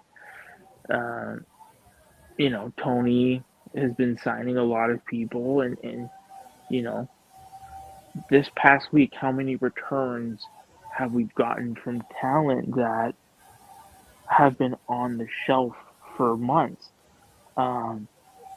You know, not to say spoilers, but you know, the list of talent that just came back, you know, it's quite a bit. And then the fact that he's signing more people, it's a recipe for disaster. So, you know, if anybody's listening to this that has Tony's ear, yo, I think it's time you kind of step back, take a survey of what you have. I mean, now it seems like now, because, you know, there's more of the dual contract going on with CMLL, you know, they're starting to sign their other talent to two-way deals. I just, yeah, this is a very unfortunate situation because Willie Mack is a talented performer. You know, I hope he kind of keeps grinding it on the indies. And even for Willie, sorry, I know my thoughts are I'm going everywhere with this, jumping. If Willie doesn't want to be there, ask for your release. If you don't want to be there, ask for it. Like, do we know if he's asked for his release? Has it, like, we don't know, right? So this whole situation could have been avoided by all parties, and that's pretty much it. Fair enough. I am going to bring in another panelist at this time. Due to the technical glitchery that was part of the GCW stream earlier, our GCW coverage ended early. They're going to cover the rest of the show tomorrow. So the Wrestlefish is with us. Ooh. Hello, everybody. Hello. Ryan. How are we doing tonight? I'm doing fine. Minor headache, but we'll get through it. So go ahead. I saw you in the chat on this topic. That's why I went ahead and I asked you if you wanted to join. That way you can verbalize your points and instead of just putting them in the chat. So before I start shooting here, right? Willie is a close friend of you guys. Just I'm not sure if this is publicly available or available for access here. He is either not currently contracted or signed to a tier deal on a pay-per-play. Do you know which one of these is true? I do not know. No. Because there's a lot of reports. The last one that I had actually read implied that he is not currently signed to a deal at all. And it sucks that Willie's going through some, struggles, right? And I really hate that, his bookings are affected, right? There are two games in town to make real money in professional wrestling, and there is a lot of little indie territories that you can go to, that you can travel to make money on the independent scene. You can have a full career without ever going to WWE, AEW, back in the day, maybe even TNA, right? The game today is very different. WWE's current structure is very corporate. A lot of the things, the perks that you used to get for being just working for WWE no longer exist. You used to get comp tickets, believe it or not. You don't get those anymore unless it's for an extremely rare case. But the pay scale is very different for those NXT talents. They're even further different if you're an Evolve ID talent. But the most unique WWE deal that has ever been offered is the Joe deal. And they don't give that out too frequently, right? So, and that's the unicorn for the WWE, contracts, right? AEW,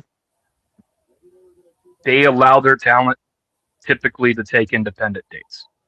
The heart and soul of AEW used to work Game Changer Pro Wrestling. Okay, so you're referring to Moxley? Mm-hmm. Okay. So, just for those who may not know, So, with that in mind, if you work for AEW and you're on TV, you can take indie dates, and they do need to get approved.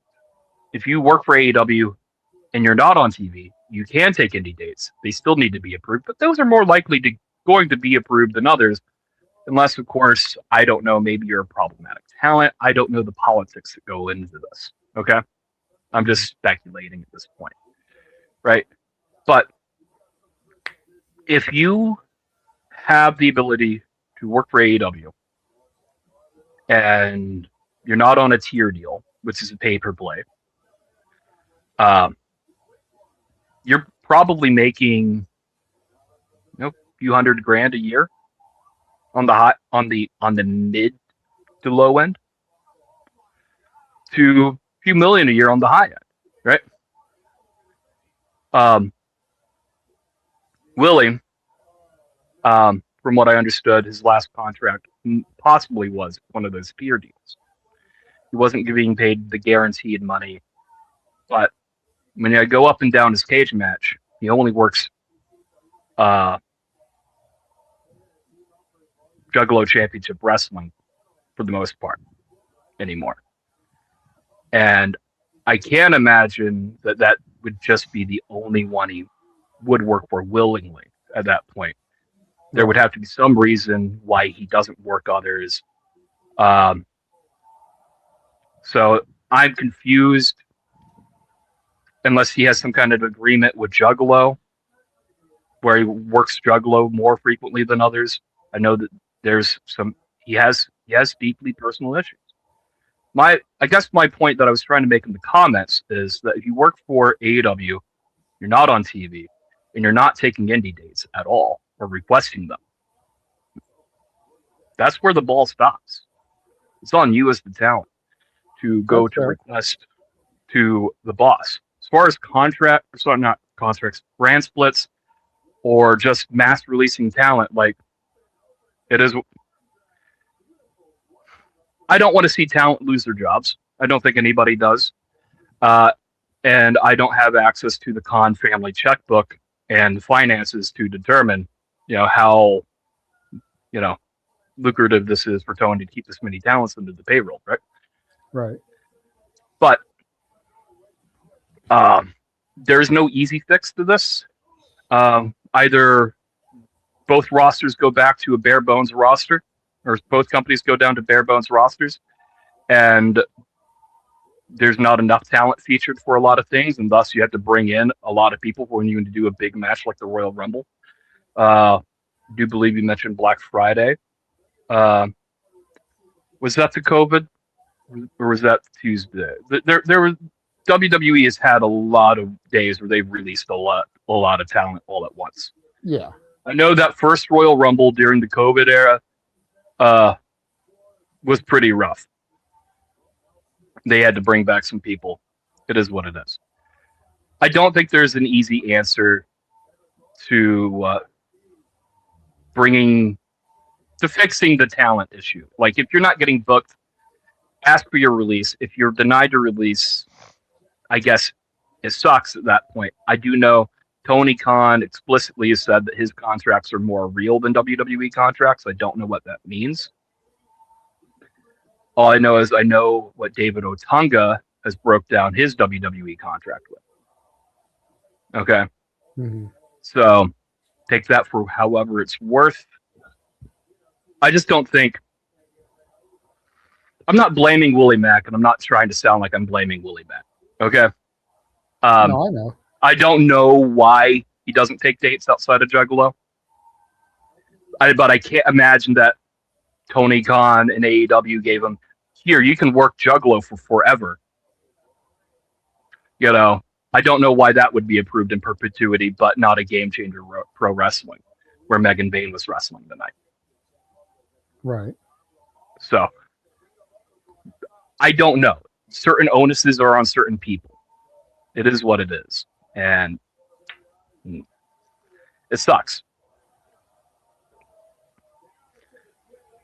Yeah, going back to your initial comment about what contract he has, I can't imagine that if he was on a tier type contract, that he would make that kind of a statement. Because, or even if he's uncontracted talent. Because if you're on a tier, a pay to wrestle type of thing, a pay to play essentially, or you're just uncontracted extra help, where do you get off saying that, you're calling every week asking to work? That's my only question in the whole thing is like, if he's not officially contracted, we have Willie Mack tied down for 2 years, 3 years, 5 years, 1 year, whatever the deal is, for X amount of money, then why would he get upset at not being used? So my counter to that is, if he was on an actual AEW contract where it was guaranteed money, right? Because wrestlers would be getting, because they're independent contractors, they'd be getting paid whatever their downside guarantee is, plus whatever their merch sales are, and all of that, right? Your merch sales will suffer if you're not on TV, of course, right? Right. You'd be able to sell T-shirts, right? But Tony Khan, at Tony Khan Book Me, suggests that he's on a pay-per-play deal to me. Me just looking at it through my tea leaves. So, because if he's Britt Baker was mentioned earlier, right? Britt Baker particularly isn't tweeting out "book me" or anything like that. We know what, I think we all could assume that she's on a more real AEW contract where she's getting paid to sit down, recover, go through whatever her health issues are. It is what it is, right? Thunder Rosa recently tweeted out that she would like to work more. No, it wasn't Thunder Rosa. It was Deonna Purrazzo. Yes. Deonna Purrazzo recently tweeted out that she wanted to work more, but she's one of the current Ring of Honor champions, or at least she was at the point in time that she made the tweet. She still is. She's the pure champion. And she wanted to work more, and so she might be on a pay-per-play date based off the inference of that, where she's just wanting to take more dates. She's like some pro TNA tweets recently. It is what it is. That makes sense to me, putting out your booking information, all that. I don't know what's going on with Willie. The tweets could have been made out of a point of frustration, mental health. A lot of things can go down. But it seems to me that he's probably on a tier deal. If he's not, then he wants to work for Tony Khan. Because book me, he clearly needs booked. Maybe Tony picks him up. I don't know. Maybe they return the phone call. I know that there are some talent relations issues in AEW that have never really been resolved to the best of their ability. And that buck stops at Christopher Daniels, who is the president of talent relations in AEW. So. Fair enough.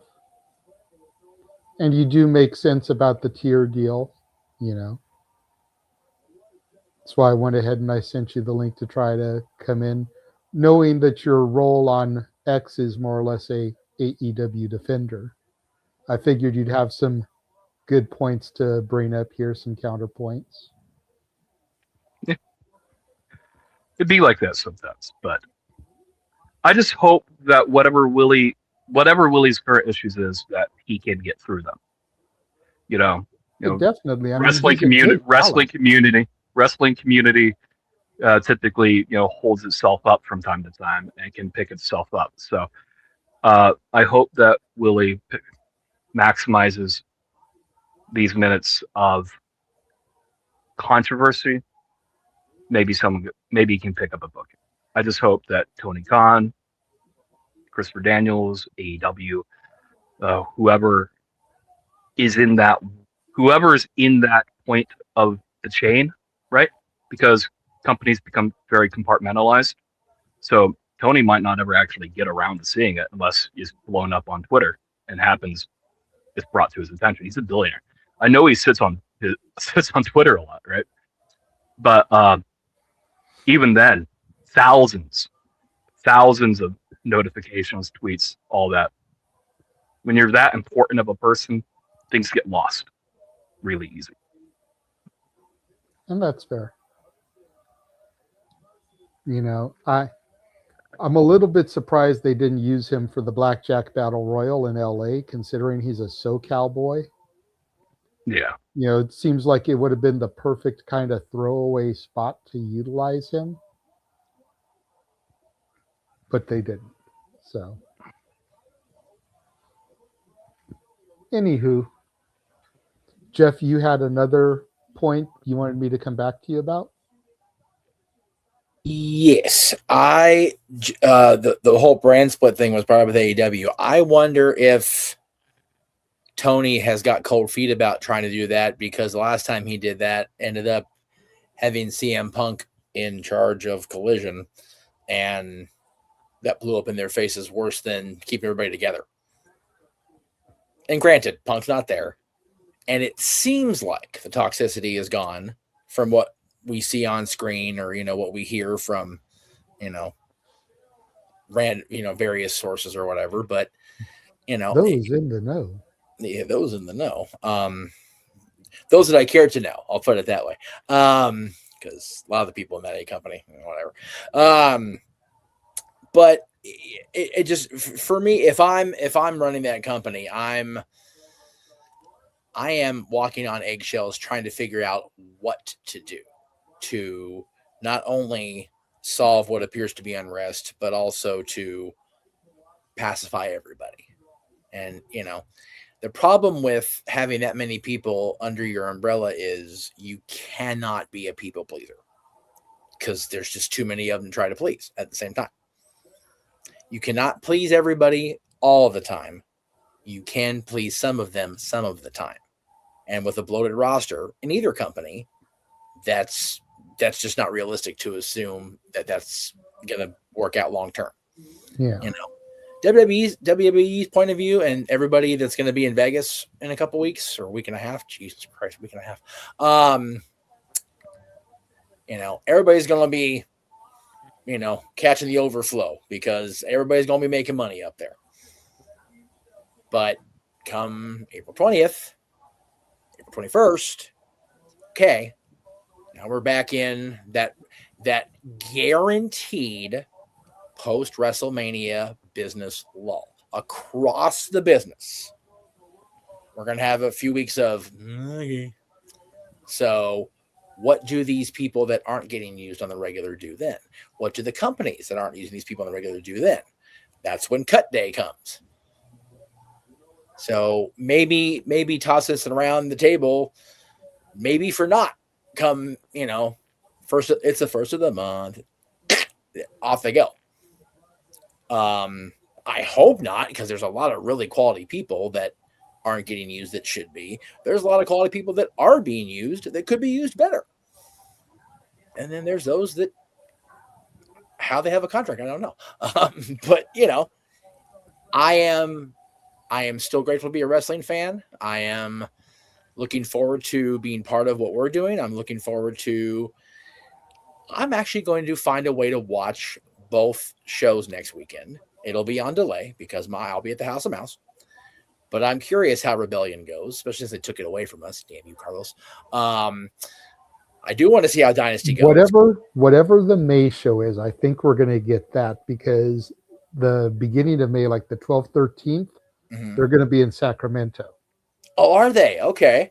So I think the pay-per-view could travel down to SoCal. That would be cool.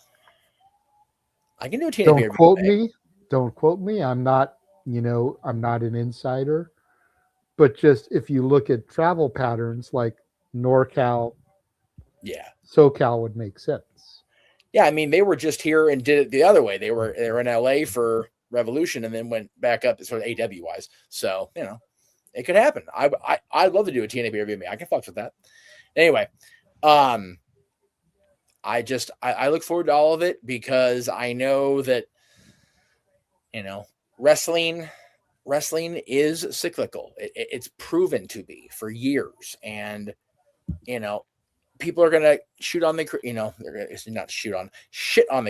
I saw Charles comment and said shoot and transpose the words. People are going to shit on the creative in WWE right now. People are going to forever shit on the creative in AEW. But I watched AAA tonight after Stand and Deliver. I had not watched AAA yet. I was enthralled by that 45 minutes television. That was great. I loved it. And hearing Bradshaw on commentary was as not trying to be too JBL about it, just fucking being John Layfield was funnier than shit. And having Rey Mysterio on commentary is bizarre. Just gotta throw that out there. But I'm enjoying wrestling again, and I don't get to do that, and I'm so happy. So whatever happens with Willie, I will hope for our pal Willie that he gets booked and gets more bookings. I will hope that people that are sitting at home collecting their money will stay motivated to get back on television. This isn't the end of the Monday Night Wars era where everybody's, just living high off the hog from these inflated Time Warner contracts because, they don't need to. These boys and girls want to work, man. And let them work. I'm enjoying it. Yeah. We're starting to go into that period that we talk about regularly here in the Simply Reliable studios, and while it's been going for a while, it's really going to kick into high gear here beginning Saturday the 11th and going all the way through the 19th. And the quote that we love saying around here, and if you can't find something to enjoy during those 8 days, don't let the door hit you where the good Lord split you. Just get the F out the fandom. Because there's so many different presentations that are going to be displayed on television on streaming services on YouTube that you can get a hold of and find. And if you can't enjoy something during that 8-day period, we don't want you in the fandom because you make it hard for the rest of us. You know, there's TNA Rebellion, there's AEW Dynasty, there's the regular weekly television, then there's everything happening in Vegas. Yep. From mud shows that you've never heard of to more popular indies like House of Glory and GCW to women's cards like Poder Mania and Ladies Night Out and Tokyo Joshi and Spark. You know, you're going to see the future of wrestling and things like the WWE ID Showcase. There's Bloodsport, you know, and the Killer Cross, Natural Born Killers, that's going to mix wrestling and like MMA style of fighting. There's a show on Tuesday in Henderson, No Ring. Oh. You know, it's still professional wrestling, but it's no ring. I'm sitting here, I'm like, did they get a hold of old LBWA tapes where we wrestled on the grass in a park? Like, what the hell are we going to do here? It's a bar, but no ring. Like, not even a setup like Josh has for Bloodsport? Like, no mat or anything? Don't know. Never seen the promotion before. The fuck? Okay. It was something I was talking to Walter about going to because we'll be in town on Tuesday afternoon. It's like, do we want to go to this? He's like, I just kind of want to relax Tuesday at the Airbnb because we got so much we're going to be doing. I'm like, that's fair. That's fair. Yeah. But like, it was something I proposed to him because it was like, bro, let's go check this out. Right. But there's so much stuff that's going to be going on. CMLL is going to have a show as part of the Palms thing with House of Glory and everything. Like, if you just can't find something to enjoy next week, then you really are just someone who claims to be a fan that watches just to bitch. You're hate watching. Yeah, you're hate watching. Yeah. And it's bullshit at this point. And you make it hard for the rest of us who are on a mission, like Ryan and the Collective, like us here at the SRS, that are trying to end the tribalism. Yes. Yes. Go ahead, Ryan.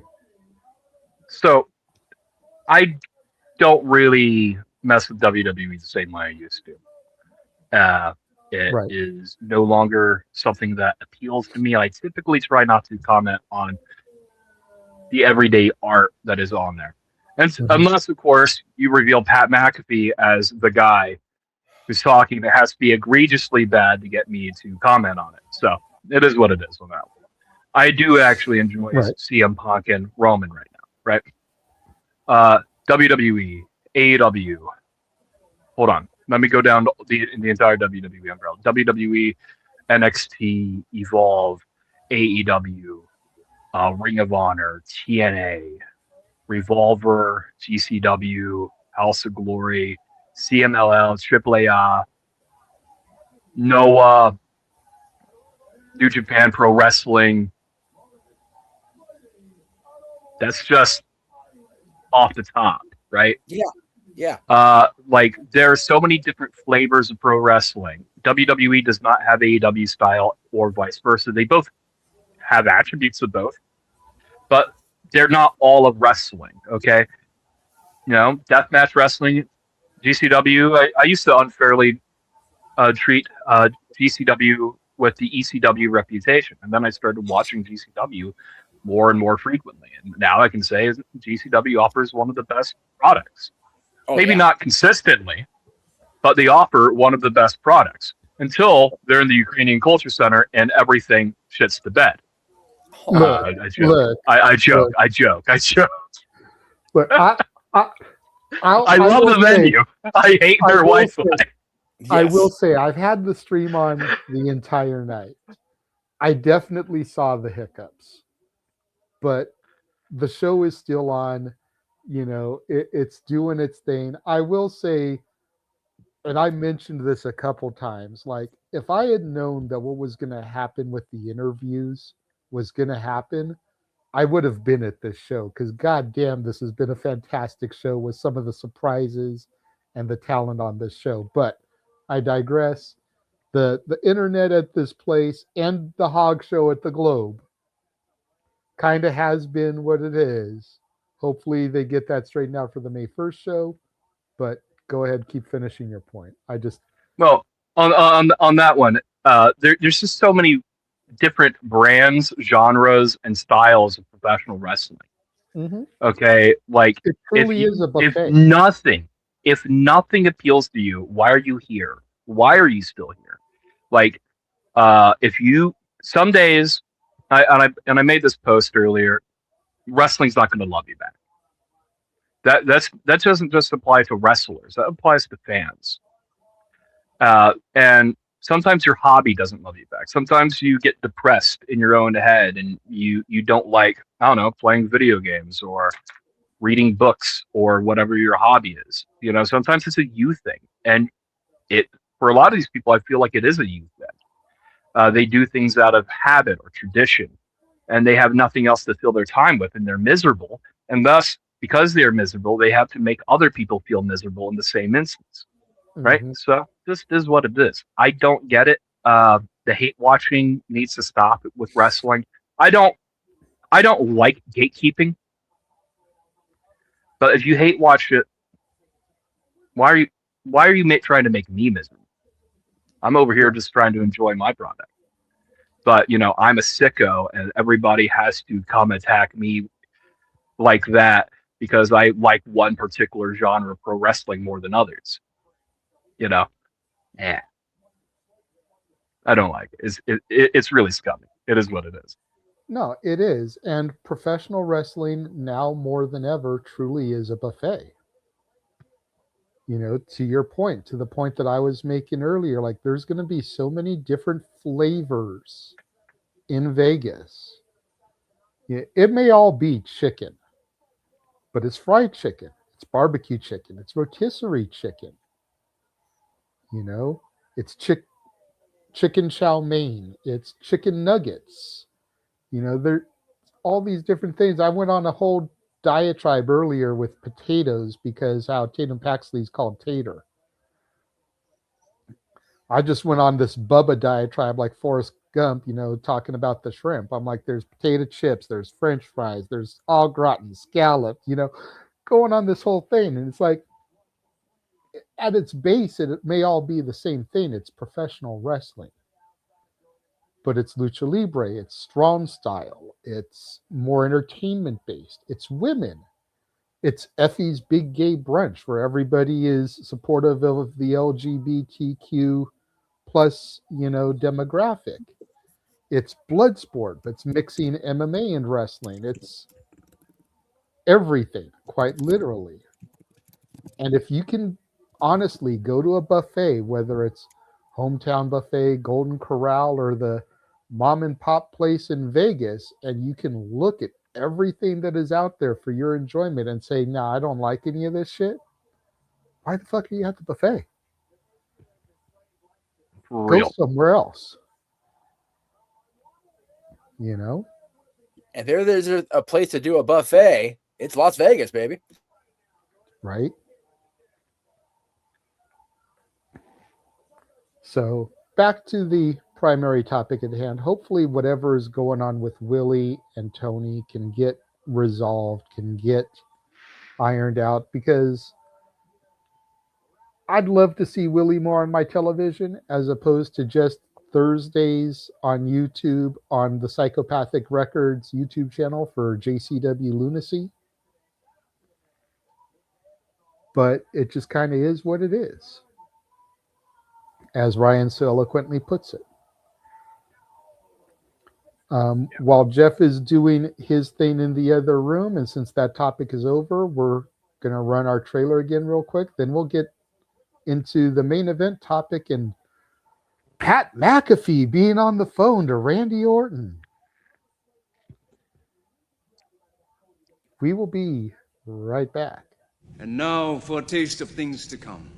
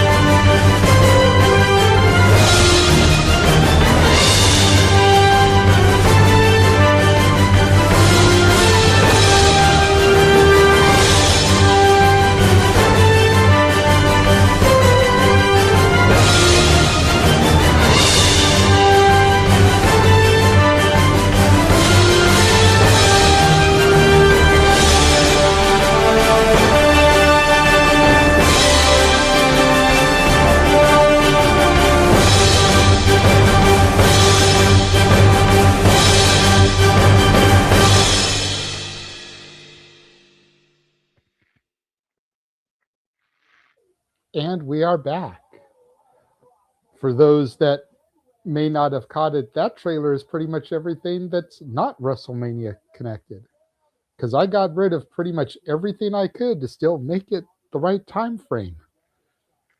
I think there's only like 3 Mania Week things in there that aren't actually WrestleMania itself, but everything else is in its own exclusive WrestleMania trailer. So, last night on SmackDown, and let me go ahead and start by saying I still haven't watched SmackDown. I was occupied with other stuff. I worked, and then when I got home, I got in just in time for the GCW main event because, we're actually covering that. So, I wanted to be there for the team. But, so apparently Pat McAfee was the guy on the phone to Randy Orton, or so we're being led to believe. Let's say it that way, because I still think there's somebody else that was on the phone, and McAfee was a decoy. But, it's WrestleMania season, so Cody Rhodes needs to get the shit beat out of him by somebody that's not full-time with the company. It seems to happen every year. Death, taxes, and Cody Rhodes getting bloodied by someone who's not a full-time wrestler. Or at least kicked in the cook. Yeah, Yeah, it'd be like that every WrestleMania season. And I know there's plenty of people in the IWC that love to watch a good Cody Rhodes beatdown because they're sick and tired of Cody. Oh, yeah. But then everything started to come out that this was an edict from TKO, and specifically Ari Emanuel, that he wanted Pat McAfee to be penciled into this role because Pat's got a 4-episode arc of some TV show coming up, and he's trying to get into movies and everything. And it's like, okay. I'm going to take all that with a grain of salt, considering I read it on the IWC. Yeah. And none of it came from a press release. We always like to say it's only rumor until it's being reported from Jacksonville, Stamford, Connecticut, and wherever TNA's home base is now. Canada, eh? But assuming that this is factually accurate, what the fuck? Like, what are we doing here, y'all? I get the fact that WWE and the ESPN are a thing now. Yeah. Which means that WWE is under oh boy, Mickey Mouse's thumb. But are we really that desperate to shoehorn some ESPN talent into WWE storylines? Oh God, here we go. We getting the hat on so we could just go full tilt here. Oh yeah, 100%.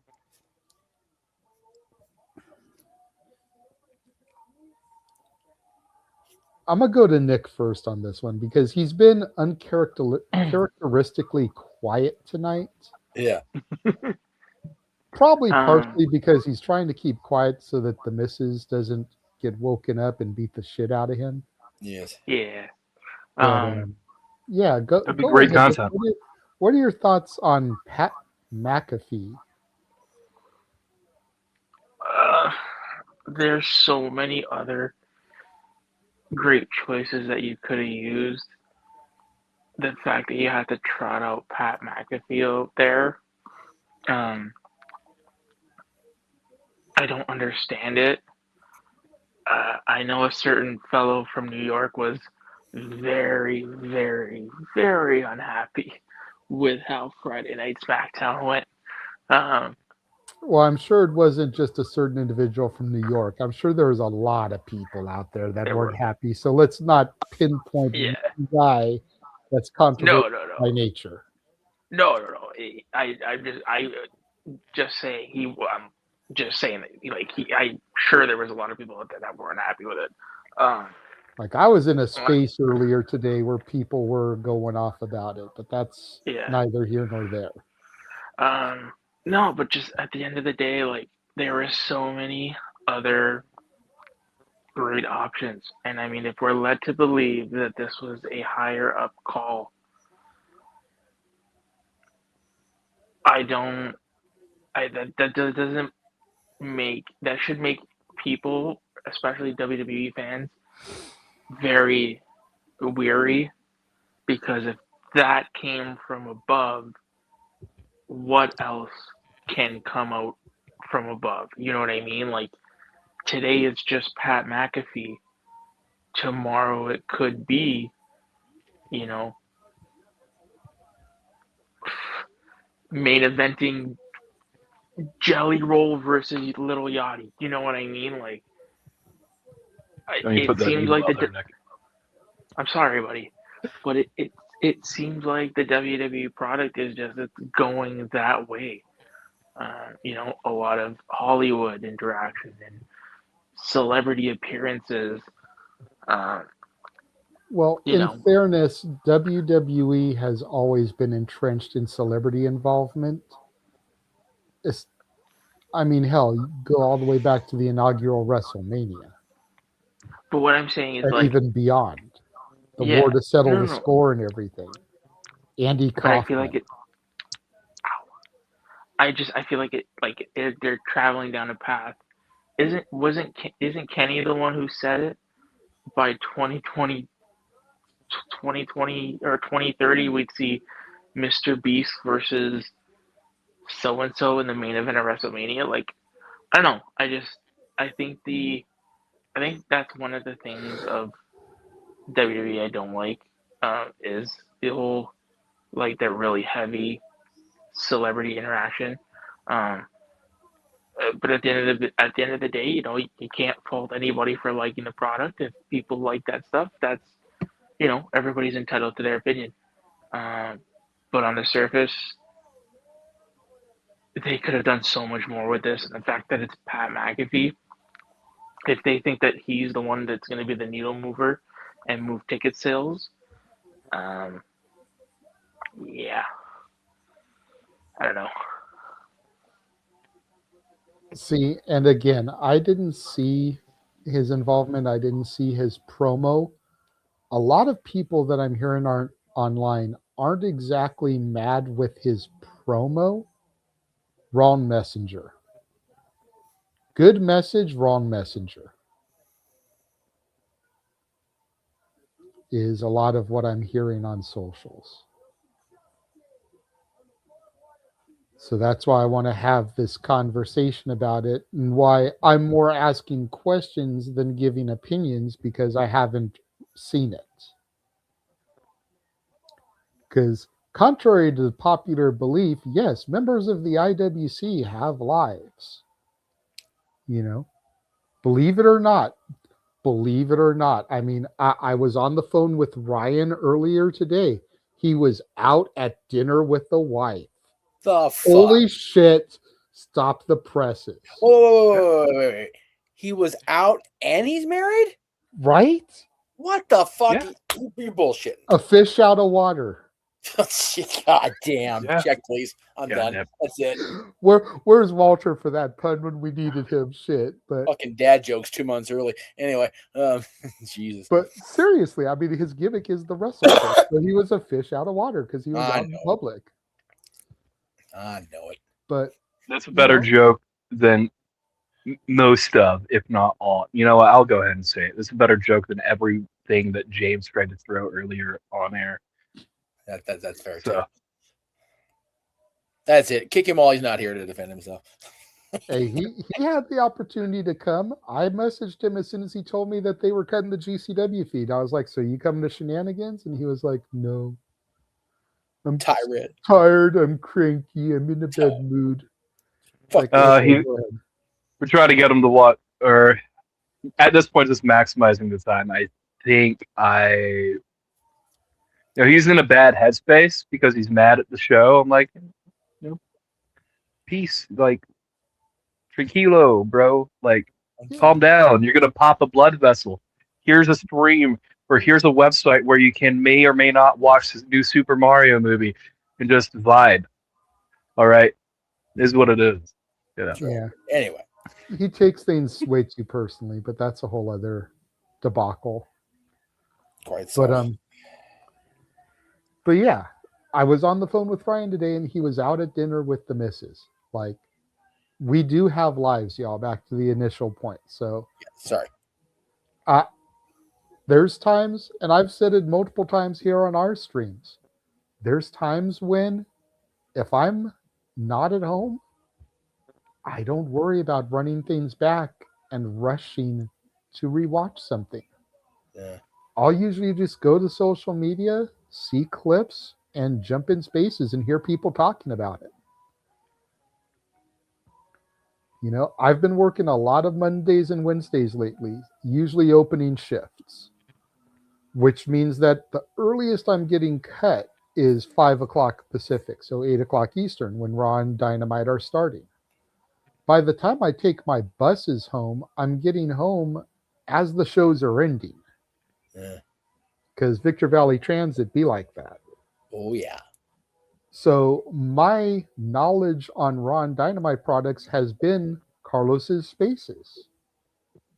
You know, and jumping in, hearing him run down the show and what happened, hearing everybody give their thoughts, hearing Dylan, not your son, ask questions of everybody but the host of the show, you know, which is a thing. Ryan knows what I'm talking about.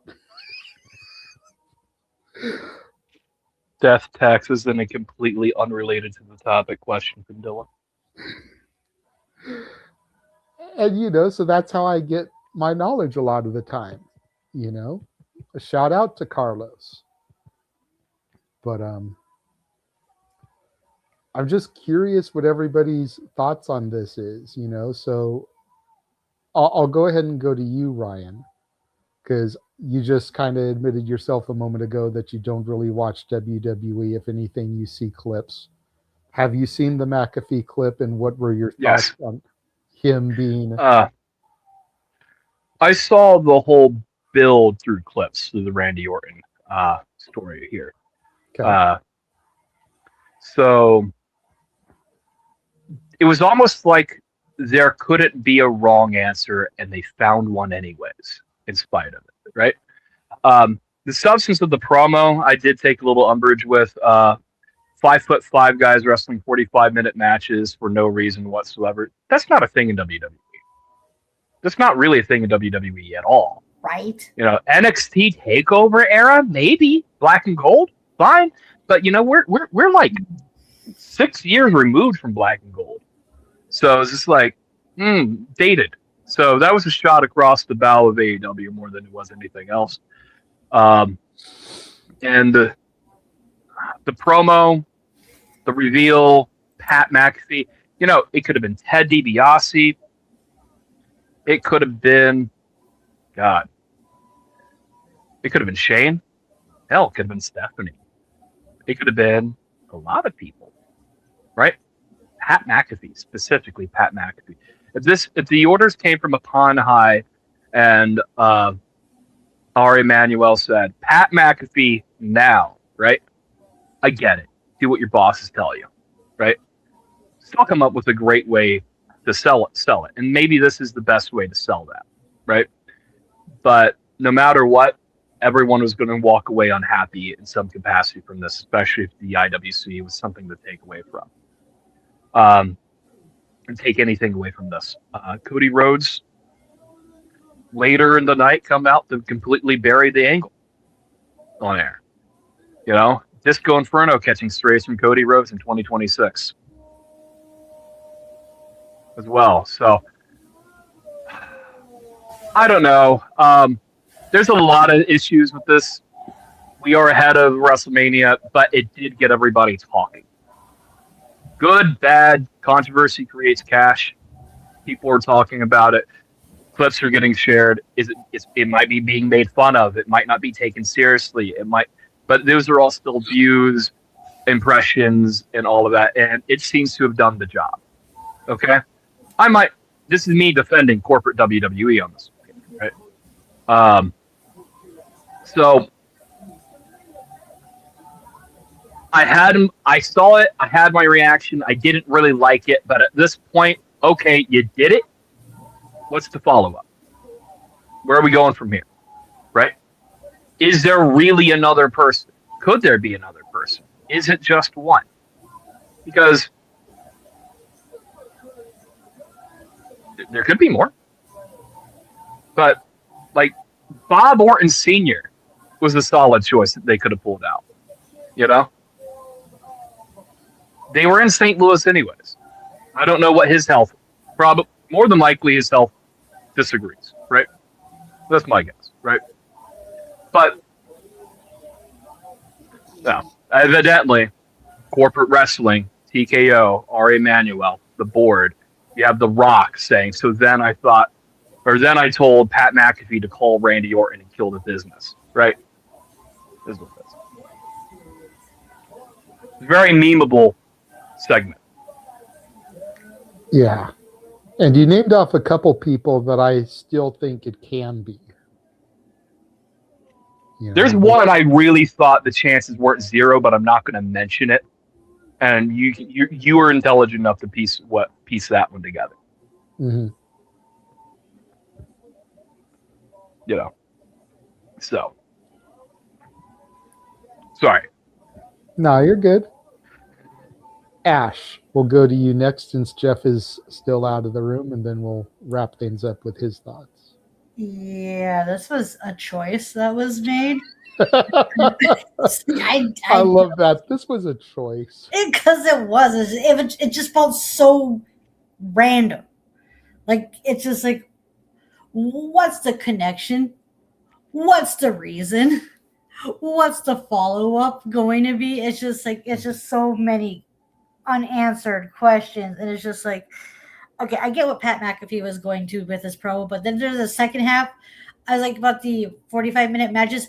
I'm like, it's like, oh, there's 5'5" guys doing 45-minute Iron Man matches in WWE. I'm sorry, where, bitch? Fucking where? Like, when the fuck does that happen? Because it doesn't. It doesn't. Yeah. Like, what? Like, I get what they're trying to go with this, but they're just, the way they're going about it is just, it's just so nonsensical. Yeah. It's like I said, the message may have been an okay message, but just the wrong messenger. Right.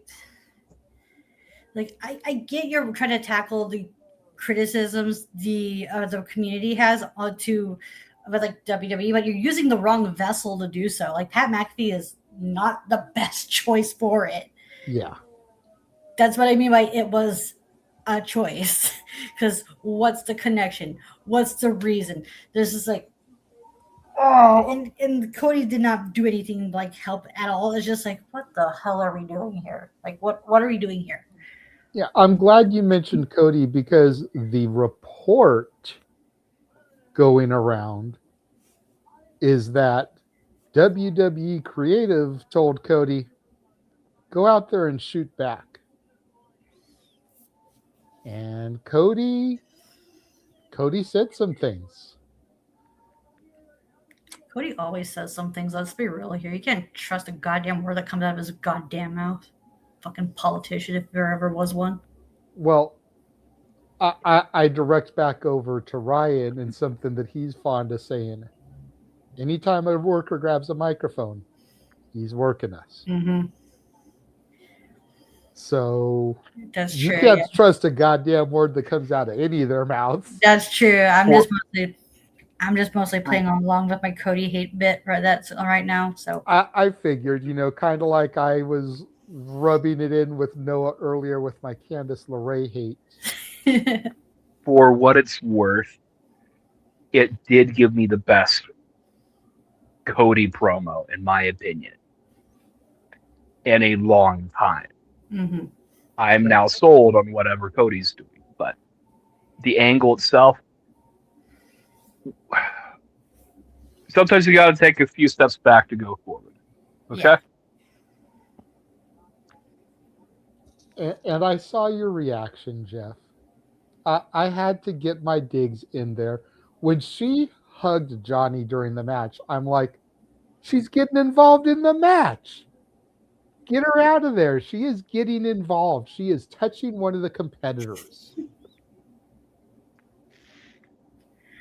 If Stephanie Vaquer had been out there hugging Miles Bourne, I would have said the same thing. Okay. She's touching one of the competitors. It doesn't matter that she's touching her husband and she's on his side. She is getting involved in touching one of the competitors during the match. It wasn't before the match. It wasn't after the match. It was during the match. If the referee felt there was a problem, he would have said something, or she, or whatever the fuck is calling the match. I didn't get to see. And then God bless Safette coming in at the perfect time with the hashtag purple-haired twat waffle.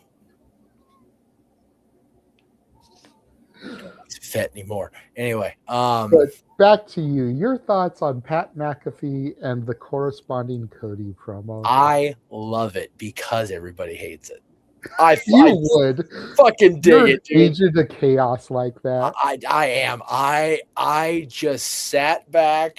Now, see, remember, I watch it on delay. I didn't watch it while it was happening to the rest of the world. I had to wait till fucking 8:00 last night, right? Mm-hmm. So I'm sitting back just watching, and as I'm watching it unfold in front of me, the comments are already popping up online, and Aaron's doing his recap. And I'm just going, this is fucking wonderful. This is just going to just create a fucking tornado, and I'm just ready to fucking anti-M my ass into this. This is tremendous. I'm here for it. Now, is it going to create a human tornado? No, that's your job next week with Walter. You got to make that happen. Anyway, I digress. Look. It could have been anybody. It really could have. It probably still will be, right? What I love is that after all, it's got to be The Rock. Oh, it's got to be Ted Jr. By the way, he'll be at WrestleCon, just so you know. DiBiase Jr., if you want to, get a little in there. Anyway, everybody's got a price for the $1 Million Family. Apparently.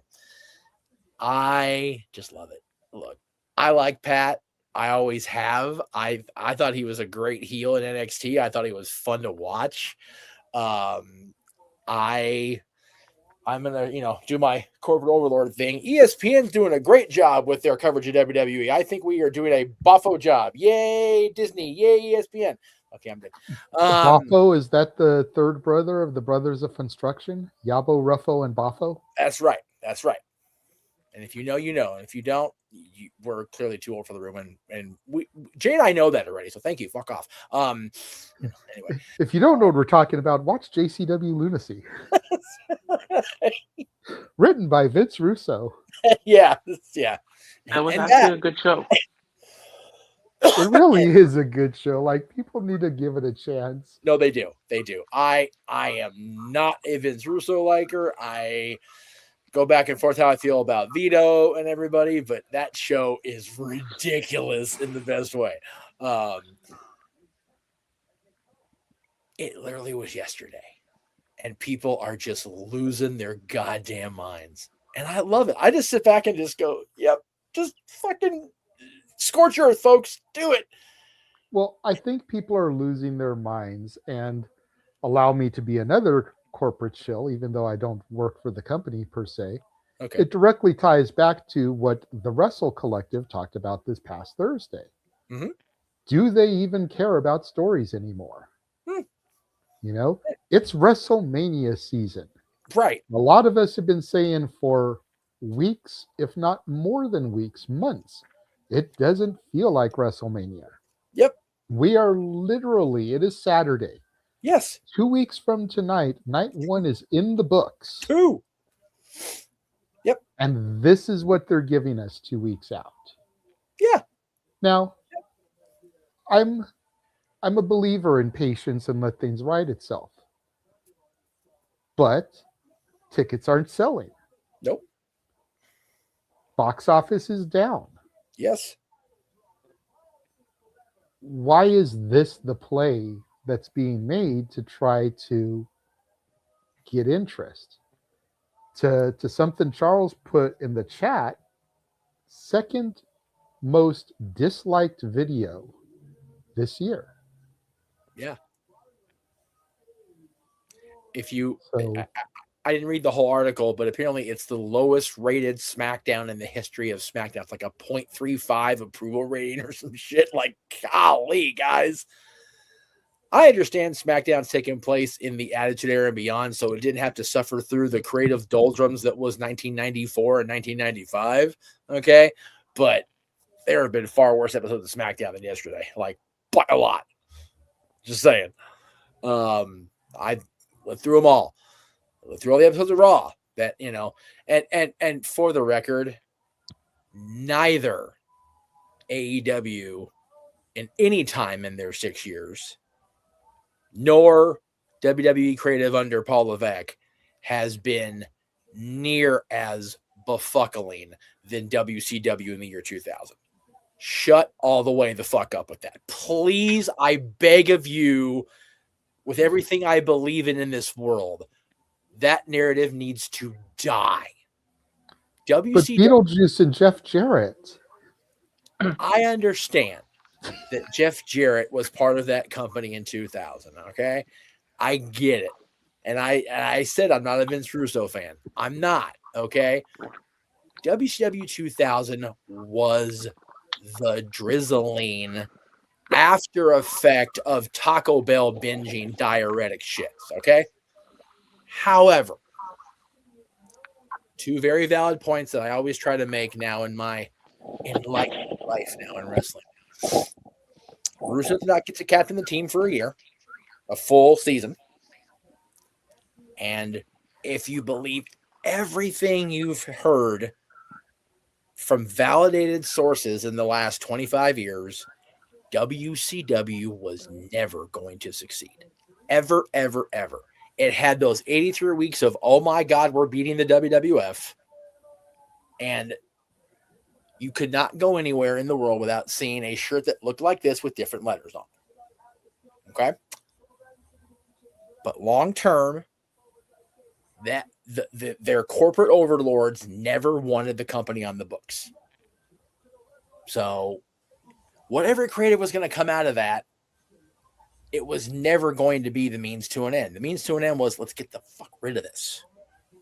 So comparing it to that nowadays is just silly at this point. AEW is run by a super fan who apparently has a bottomless pocketbook. Good on him. Play with your toys, Tony. Like, whatever. I like some of the stuff. I don't like some of the stuff. WWE is no longer the WWE or the WWF that everybody in this room grew up watching. They are a corporate entity under a larger umbrella. The only difference is they are not a television company that happens to produce wrestling like WCW was. They have been, they are, and they will always be a professional wrestling presentation. And I don't care how many times Triple H doesn't say the word sports entertainment anymore. It's more sports entertainment than it ever has been. And anybody that doesn't believe that and believes it's, oh yeah, we're getting wrestling back now, you guys aren't paying attention. Okay, you're just not. Pat McAfee being the voice inside Randy Orton's ear on his phone is seriously doing exactly what it's supposed to be doing. It is pissing us off. Now, if you believe the narrative of some people in the office, you know, including one guy that used to wear white suits and rouge his face to death, they're not appealing to us. They're appealing to the people that are buying tickets. the people that are in the arenas every week, the people that are spending money on merchandise in the arenas and, wearing their merch to the shows. If that is truly the case, then this is a confusing decision. No doubt about it. But I don't know if Bruce Pritchard's narrative is 100% true 100% of the time, because this particular creative directive makes no sense on that front. Pat McAfee being in Randy Orton's ear is not going to drive up ticket sales to go see this main event on the first night of WrestleMania. No. If I'm making the decision, okay, unapologetic friend and chill. I was listening to part of Nikki and Bree's podcast where they had Becky and Cody on the other day, and they were talking. They were asked about which night they're going to be on, and they're not allowed to say, because then their fans will make sure they only buy that night ticket. They're not wrong. I have zero desire to go at all because it's just so damn much money, even with the free, no fees or 31.6% off, whatever the fuck sale they run this day. But if I am able to have the choice, I will. I want to see Punk and Reigns. But I also am curious about Randy and Cody, which means I have to go to both nights just on that front alone. Yeah. If I'm in a financial situation where I'm able to go to one of the two nights and I have to make that choice based on this wrinkle in the story, I'm going to night 2. And if my friends aren't on the night 2, I feel bad. I'm a shitty friend. But I am less interested in that wrinkle of it. Do I still want to see Randy versus Cody? Of course. There's equity in there for days, for years, decades. But if what we hear from the executive offices of WWE on the regular, that they're writing TV, they're writing the storylines for the ticket-paying audience, then this particular decision completely goes against that. From this fan's opinion, I don't understand that. Why does Pat McAfee being the devil on Randy Orton's shoulder make me want to go see WrestleMania in person more? What does that do for me as a fan? I don't know what it does. Yeah. If that's the directive they're going under, then, and again, we wrestling fans are impatient. We want it to make sense right now. This doesn't make sense. And if it doesn't make sense after the end of April 19th, then we can come back the following Saturday and go, what the fuck happened? Right now, I'm just loving it that everybody's so pissy about it. That's fair. I'm more so for me on my case. I'm not mad. I'm just confused. Right. I think that's the main thing is I think people are so confused that they're working themselves into a shoot. Yeah. And that's the thing, Ash. You are always on there, but you're always trying to preach the, why do you have to hate this and love this? Why can't you just enjoy it? You are of the minority because you're not out there all over everybody's screens with your hate speech. Right. I mean, it's okay to like both, right? You can like both, right? And the thing is, you can like more than both. You can like WWE and AEW and TNA and New Japan and AAA and GCW and Revolver and MLW. Right. And to that point, Jay, you and I have said for our entire partnership, nobody's forcing any of you to watch any of this. And if there is somebody there holding a revolver, not the company, to your head, find a way and call the popo. We don't want you to sit here and be forced to watch this crap. Trust me. We understand we don't appeal to everybody, okay? But if somebody's forcing you, please go get help. Yeah. But if you're sitting there bitching about it, These still work, even on streaming sticks. Just hit the fucking big red button. Just make it go away. Yeah. That's the sad part about us wrestling fans. It's like we just don't know when to quit. Like it's okay to take a break if needed. I took a break from as I know y'all not gonna believe this, but I took a break from WWE once. I think everybody on this stream has taken a break at some point or another. Yeah. Or at least try. Yeah, I was going to say, with the exception of maybe Jeff, who up until Disney, this was pretty much his living. Yep. You know, and his break is kind of now because he doesn't catch everything live when it happens. Nope. And like me, sometimes he doesn't wind back and catch it later. No. I'll just catch the next show and catch the previously on recap that you get on every television drama. Yeah. I am not uncomfortable with missing Raw or SmackDown because I know they're going to catch me up in the first 5 minutes. I'm good. Yeah. Mickey Mouse Clubhouse. And that's the same thing here. Like, I've said it before. GCW is the thing that I can't miss. GCW is the thing that I run back.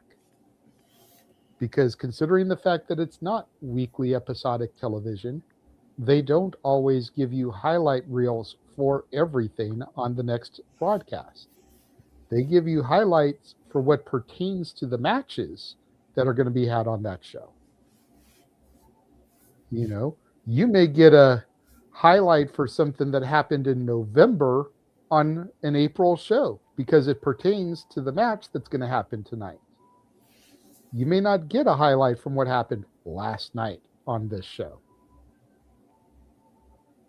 You know, so it really is a can't miss type of thing if you want to know everything that happened.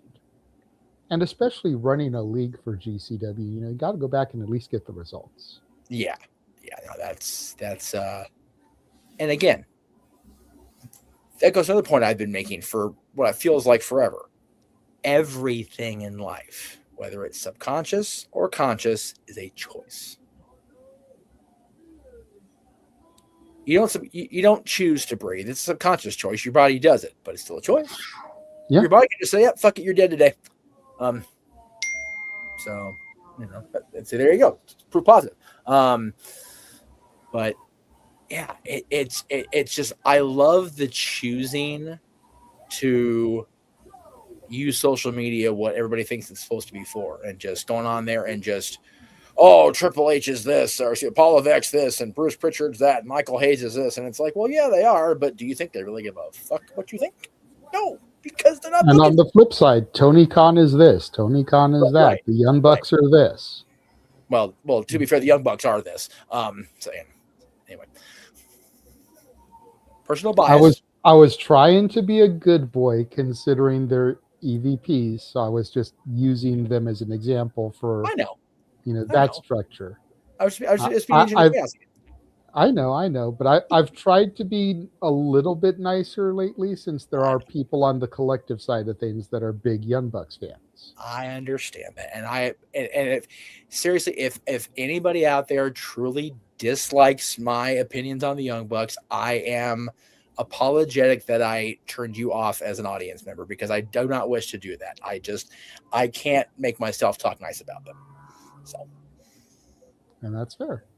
And at least right now we're not on a collective channel. So yes. Well, in that case, but I still try to be a little bit nicer because Ryan is here representing. You know. Yes. Oh, you guys' opinions are you guys' opinions. It is what it is. I appreciate that. So, is what it is.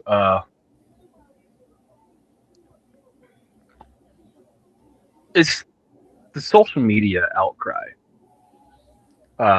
problem, like dawn of Facebook, MySpace, where everybody, feels the need to voice whatever opinion. Everybody's a Yelp reviewer. You know, everybody's ranking their food and giving their opinion on something. For better or worse, Pat McAfee promo got people talking. Mm-hmm. And that's the job. Now, is sell tickets? Who knows? You know me, JJ. I hate talking about tickets. I hate talking about business metrics. I'm a fan. I'm not an exec. I don't have shares in this company. You prefer to talk about the art as opposed to the metrics. So, when the art, WWE is an entertainment company. Subjectively, I say that. Objectively, they are a business corporate structure, right? Laid out. WWE hasn't existed in the form that you know WWE in quite some time. WWE started answering to shareholders in 2001, but actually 1999. They went public in 99. But Vince McMahon held the majority of shares, so it didn't really matter. Sure, there were shareholders that you had to appease, but you didn't really have shareholders that you needed to appease. How that company was layered. This is like common stock, Class B stock, is what it is, right? Social media, Twitter, Facebook, so many toxic people, just spreading the hate of whatever. And I find it funny. I found it funny. I didn't enjoy it myself, but I found this interaction funny. This is what it.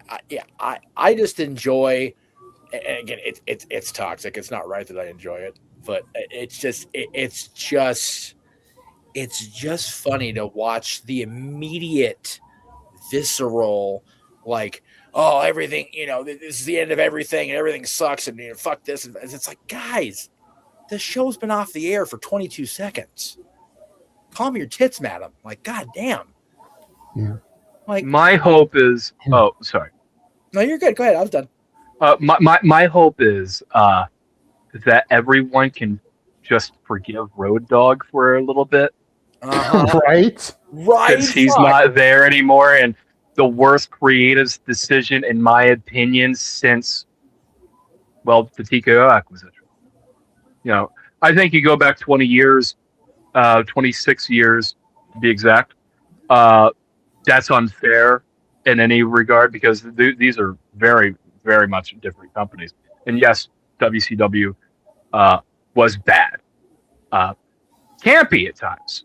I found stuff. There are very few and far between enjoyable moments in 2000 WCW.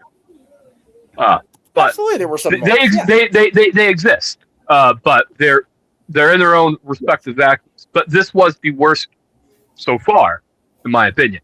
Creative decision since Endeavor purchased WWE, merged it with UFC, and then subsequently Endeavor was purchased by Silver Lake, another private equity. So even they have masters that there's a big chain of command. So I'm sure the entire creative structure is frustrated if this was a decision from upon high. But again, your opinion. Really quickly, while Ryan was talking, I want to bring his attention to the comment. Oh, yeah. Thank you. April is Autism Awareness Month. There you go. To your point, though, your opinion is the worst creative decision since the acquisition 3 years ago. It's been 24 hours since that creative decision was presented to the world. So in the moment, it's like, oh God, this is elephant shit. Let's see what happens on Monday. Let's see what happens next Friday. Let's see what happens on the go-homes. They have every opportunity to create a great follow-up. Yeah, they do. They have every opportunity, and I am of that opinion that if they follow up with something that does not make it make sense to even the average viewer, then we can sit here on the 25th and go, yeah, that was some dumb shit. For right now, it seems hopeless, or it seems useless, not hopeless. There's always hope. But in the heat of the moment, while we're discussing this, yeah, is this the worst creative decision since Rikishi did it for The Rock? now you're going back 25 and a half years. So, because that's the last decision that I can really, that jumps to my head as far as like a what the fuck. So I'll even go to bat for that one, only because it ended up not being Rikishi. I know. Really? But how long did it take for that to be revealed? It took a couple of weeks. I feel like it took longer than that. Maybe it was just a couple of weeks, but again, that even better parallel, because if in a couple of weeks we realize it was something else, then we're good. But in the moment, just like in the moment when that dropped, is this as bad of a creative decision?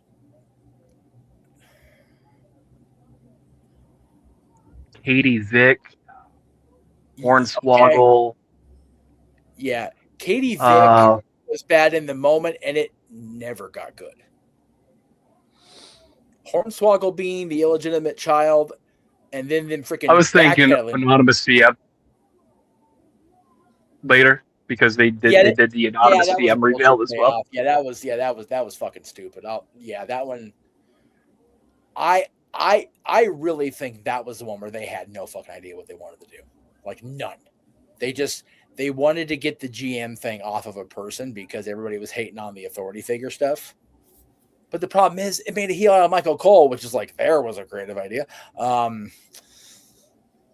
It's in the moment, Jay. I will say in the actual that very moment, the only thing worse than Rikishi in the last 25 years was Katie Vick. And then Katie Vick just never got better. Fair enough. So I would say Katie Vick's the worst one in the modern, I guess, era, the last 25 years, quarter century, whatever. Yeah. That was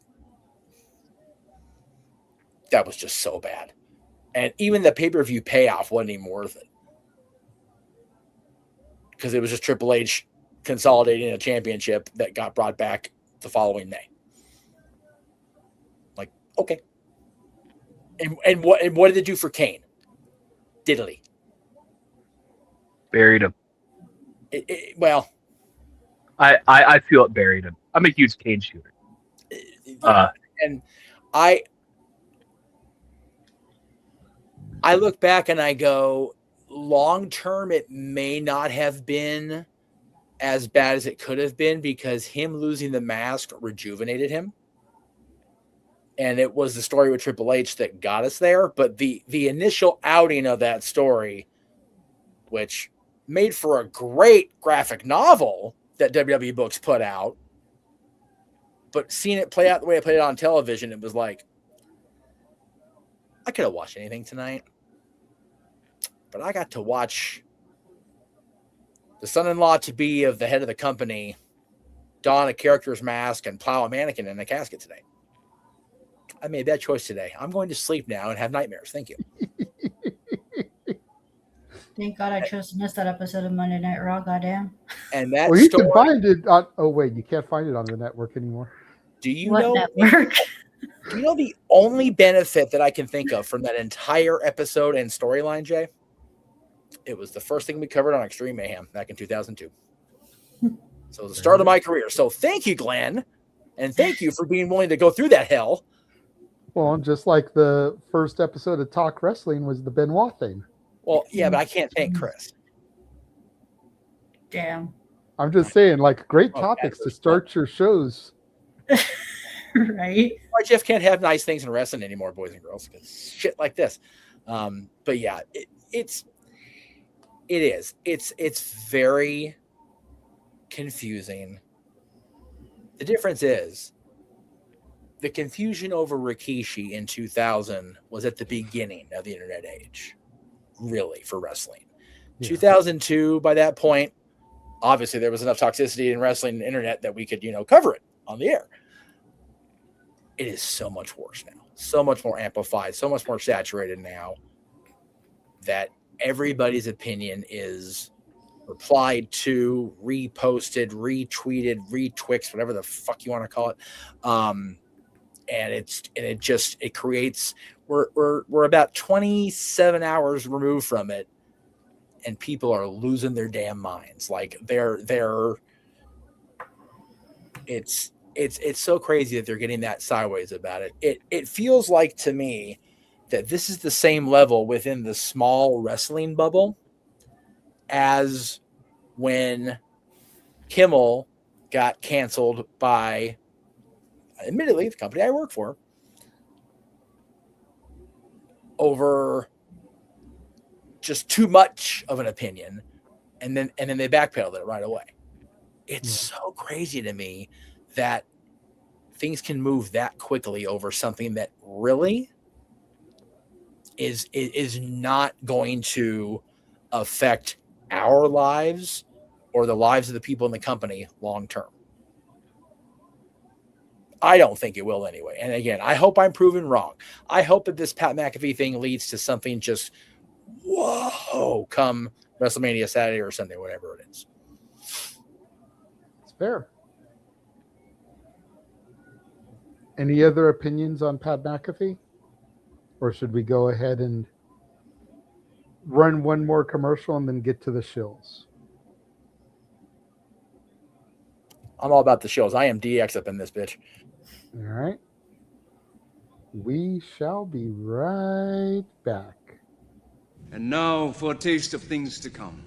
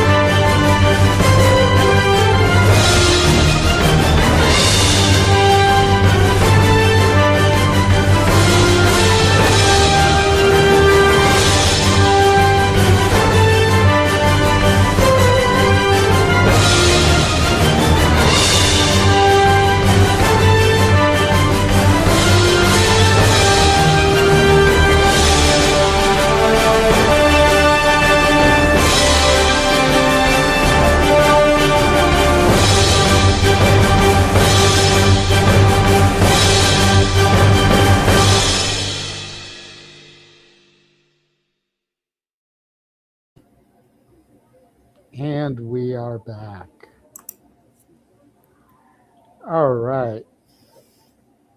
Let's go ahead and start getting everybody out of here. Nick, since I know that you've been quiet for the missus' sake, why don't you go ahead and show yourself, and then you can dip since you're not on camera anyway. Nick? Oh, Nick. Did you fall asleep, Nick? Hang on, I'm gonna pull a string. If someone pull a string, he's not talking. There's a snake in my boot. Wait. I think we lost him. I'm just going to go ahead and pull him out. And then there were four. Yes. Poor guy got lost up in the mountains. Had to get lost somewhere. At least it's not lost in space, am I right? What's the worst movie of 1998? God damn it. Godzilla? That is the actual answer. But it's worst movie. Yeah, it's something to that effect. But yeah. Well, Lost Space movie was dog shit. It was so bad. It's just Rocky Horror callback that Jay's throwing at me because it's Saturday and he's fucking with me. Everybody's fucking with the past this week. Fucking XMV opening on a Greg Cherry show now. I got Rocky callbacks throwing me all night. God damn it! What the hell? The hilarious thing is, like, I was always horrible at the callbacks. I know. Yeah, like, I could never remember the lines at the right time. Right. Or, like, I would remember some of the callbacks, but I would never remember, like, the right point to do them. Yes. Yes, that's always the worst. So it's like, so it was just like, you know. But I know some of them to throw at you, so. Yes. Prove that it's I all once good upon a time used to go to that shit. Yeah. God. It's so crazy that it's been this weekend. As a matter of fact, let's see, what's today's date now? It's the 3rd or 4th. It's still It's still the 4th for us West Coasters. 4th. So yeah, it was the Saturday before. No, it was Friday night going into Saturday of Hall of Fame 2005 that I first got together with Dylan's mom. So yeah, it's been 21 years this year. The relationship is old enough to drink, as it should. That's right. As it should. God knows you need a lot of alcohol with that relationship. There's a whole other side story that I'm not going to get into for purposes of not traumatizing the boy. Anyway. Ash. Yeah, why don't you go ahead and tell people where they can find you? You can find me on X, the app formerly known as Twitter, at ShadowBadAsh, and subscribe to my YouTube channel, Batty for Wrestling. Don't be a dickhead. What kind of stuff do you have coming up on your YouTube channel? So I'm still working on the New Japan. I have a lot of catching up on New Japan to do. Yes, we know. I got a tournament that I'm promised to be covering, which I'm almost done. I am at the semifinals now. And from there, I have Sakura Genesis to review as well. So, and then also come May, I'm going to be covering the best of the Super Juniors. All right. This is the winner, guys. This is Kosei Fujita. He's going to win the tournament. He's another TMDK person. Got you. As long as it's not that bum Yoda Tsuji. Yeah, oh my God. I didn't get to go into the spaces, but I know that Advocate was doing like a Where in the World is Carmen San Diego earlier today, tracking Yoda Tsuji. Yeah, oh my God, this fucking dude calls his space Yoda Tsuji has been compromised and confined or something like that. It's like, God damn it. See, this is the stuff why I love Advocate to death. He just has that sense of humor that works with us. Yeah. I mean, it's like, he made the space. I think it's called like, I forgot what it is. Hold on, I gotta search it up. It's so funny. Just give me a second. Hold on. All right.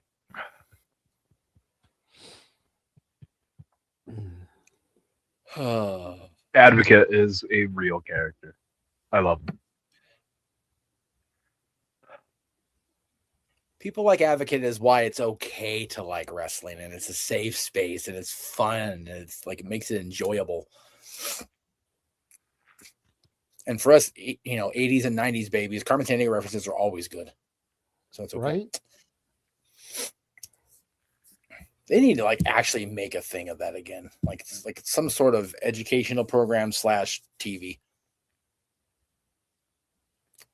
The fact that Teddy's going to be at WrestleCon in Vegas, I have not yet ruled him out. I really haven't. I'll rule him out come the 20th or the 21st or whatever it is. Yeah. I'm legit just glad he got exonerated because he was my son's first ever autograph from a WWE superstar. And that I would hate if that was tainted because of what the fuck he was accused of, because golly, was it going to be bad. Yeah, for real. Yep. I found the name of the space. It was Yoda Tsuji has been caught and compromised. God damn it. To a permanent end. Well, and there was Mod one that shit. was earlier in the day that was like Yoda Tsuji is on the loose in, and it was like some kind of foreign country. It's You so know, I funny. want to say Paris, France, but it was in Paris. But you know, it was something like that. Like Yoda Tsuji is on the run in insert country here, and I was just like, the fuck. And then I go to look at the space details, and the space only ran for like 10 minutes, and Advocate and Nash were the only two people in there. Yeah, because And it's Andrew like, go Baydella was figure. doing a space. It's like, go figure. Ash was in there, the Yoda Tsuji defender. Oh my Yeah. god. That's great. So I he love straight up said, I'm glad you came into space because you were the one person I wanted to talk about on this. And then that's when I said, hey, guess what, guys? Yoda Tsuji is the global champion, so guess what? You get to see more of him in America. Isn't that great? And then he probably ended the space. It was like, God damn it. Yeah. Goodbye. Yeah, he ended the space when he found out Andrew Baydalla was doing a space at the same time. So he's like, yeah, I'm going to go jump into there because that's probably where everyone else is. Like, yeah, no problem. I'll catch you later if I have time to. And unfortunately, I was not able to join because I was running errands with my mom. Gotcha. Freaking Charles right. called back into France episode. Can we not do that again? Oh my god. And that all happened because I said, it's okay. I'm part French. You can make fun of the French. And we're going to leave that there because, yeah. Ryan, why don't you tell people where Ryan. they can find you and about some of the Wrestle Collective shows that James has so eloquently loaded graphics in here for? Well, you see, if you enjoy me and subsequently James, who is somewhere caught between here and a Super Mario movie, or, you know, evidently somewhere, I don't know, wherever he is in the world, and our friend, my partner, Hannibal. We do Wrestling with Tism every Monday, 5:30 EST on the Wrestle Collective YouTube, and subsequently, I think also Jay Hebert Side 95. You know, got to plug James somewhere in here. Usually broadcasted on Twitter, on the Wrestle Collective Twitter.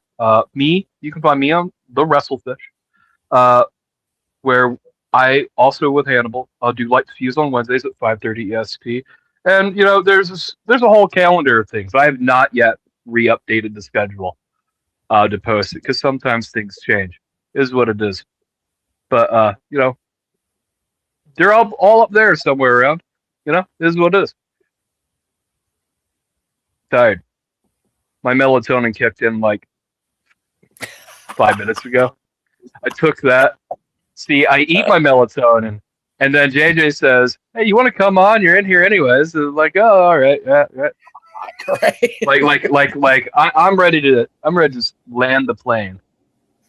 No worries, bro. We'll go ahead and let you go. Thank you for coming in and chatting with us a little bit. You have a good night and enjoy the rest of GCW tomorrow. Yeah. I will say it was a pretty solid show. You should enjoy it. Oh, I've seen some spoilers. I can never avoid spoilers when you do wrestling content creation. Spoilers. That's fair. It's true. I was basically reacting to some stuff on the air before you joined, and then once you came in the room, I tried to be quiet. That way, I didn't spoil anything since you were here.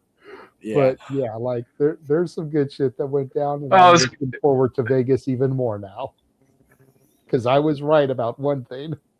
Yep. For the show, I'm glad I'm already calling the shows that we're calling.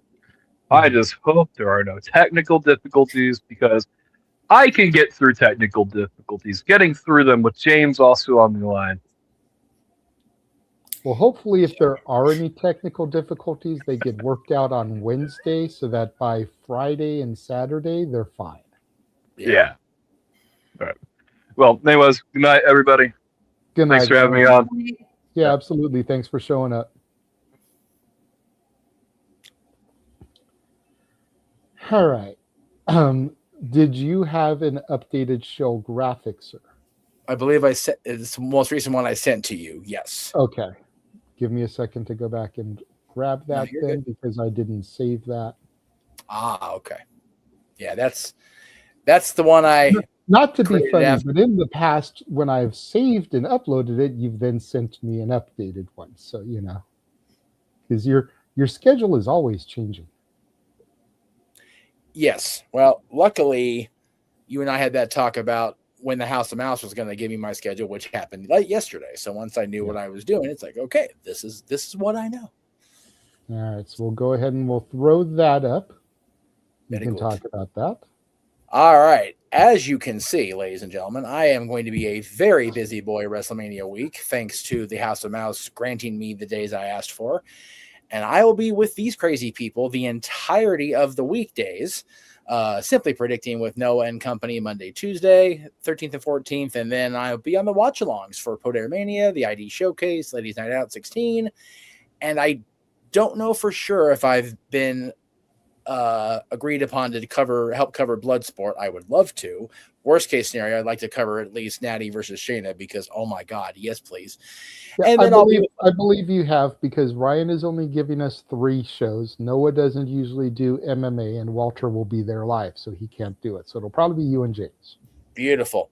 And then depending on the need for me to be at the control booth room for WrestleMania itself, I will definitely be on air providing watch-along reactions with my buddy Greg Cherry on WrestleMania Saturday and Sunday. I don't know about the 20th yet for the Raw after Mania, because I don't know what Disney's going to give me yet.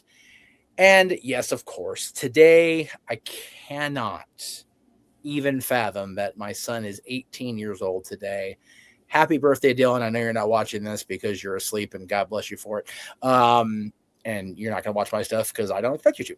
But I love you, Bubba. I am so proud of the person you have become. I wish I had better pictures, but you don't like pictures anymore. So it is what it is. But I tried to do one on the first day, the most recent one on the other side I have, which is from Survivor Series, and then one exactly in the middle when you were 9, because it's 18th. So happy birthday, Dylan. Love you, kid. Yeah, happy birthday, Goob. It's crazy. I'm a parent of an adult. I don't want to. Yeah. Trust. I feel you. I know. I know on your side, you got 9 months, dude. Yep.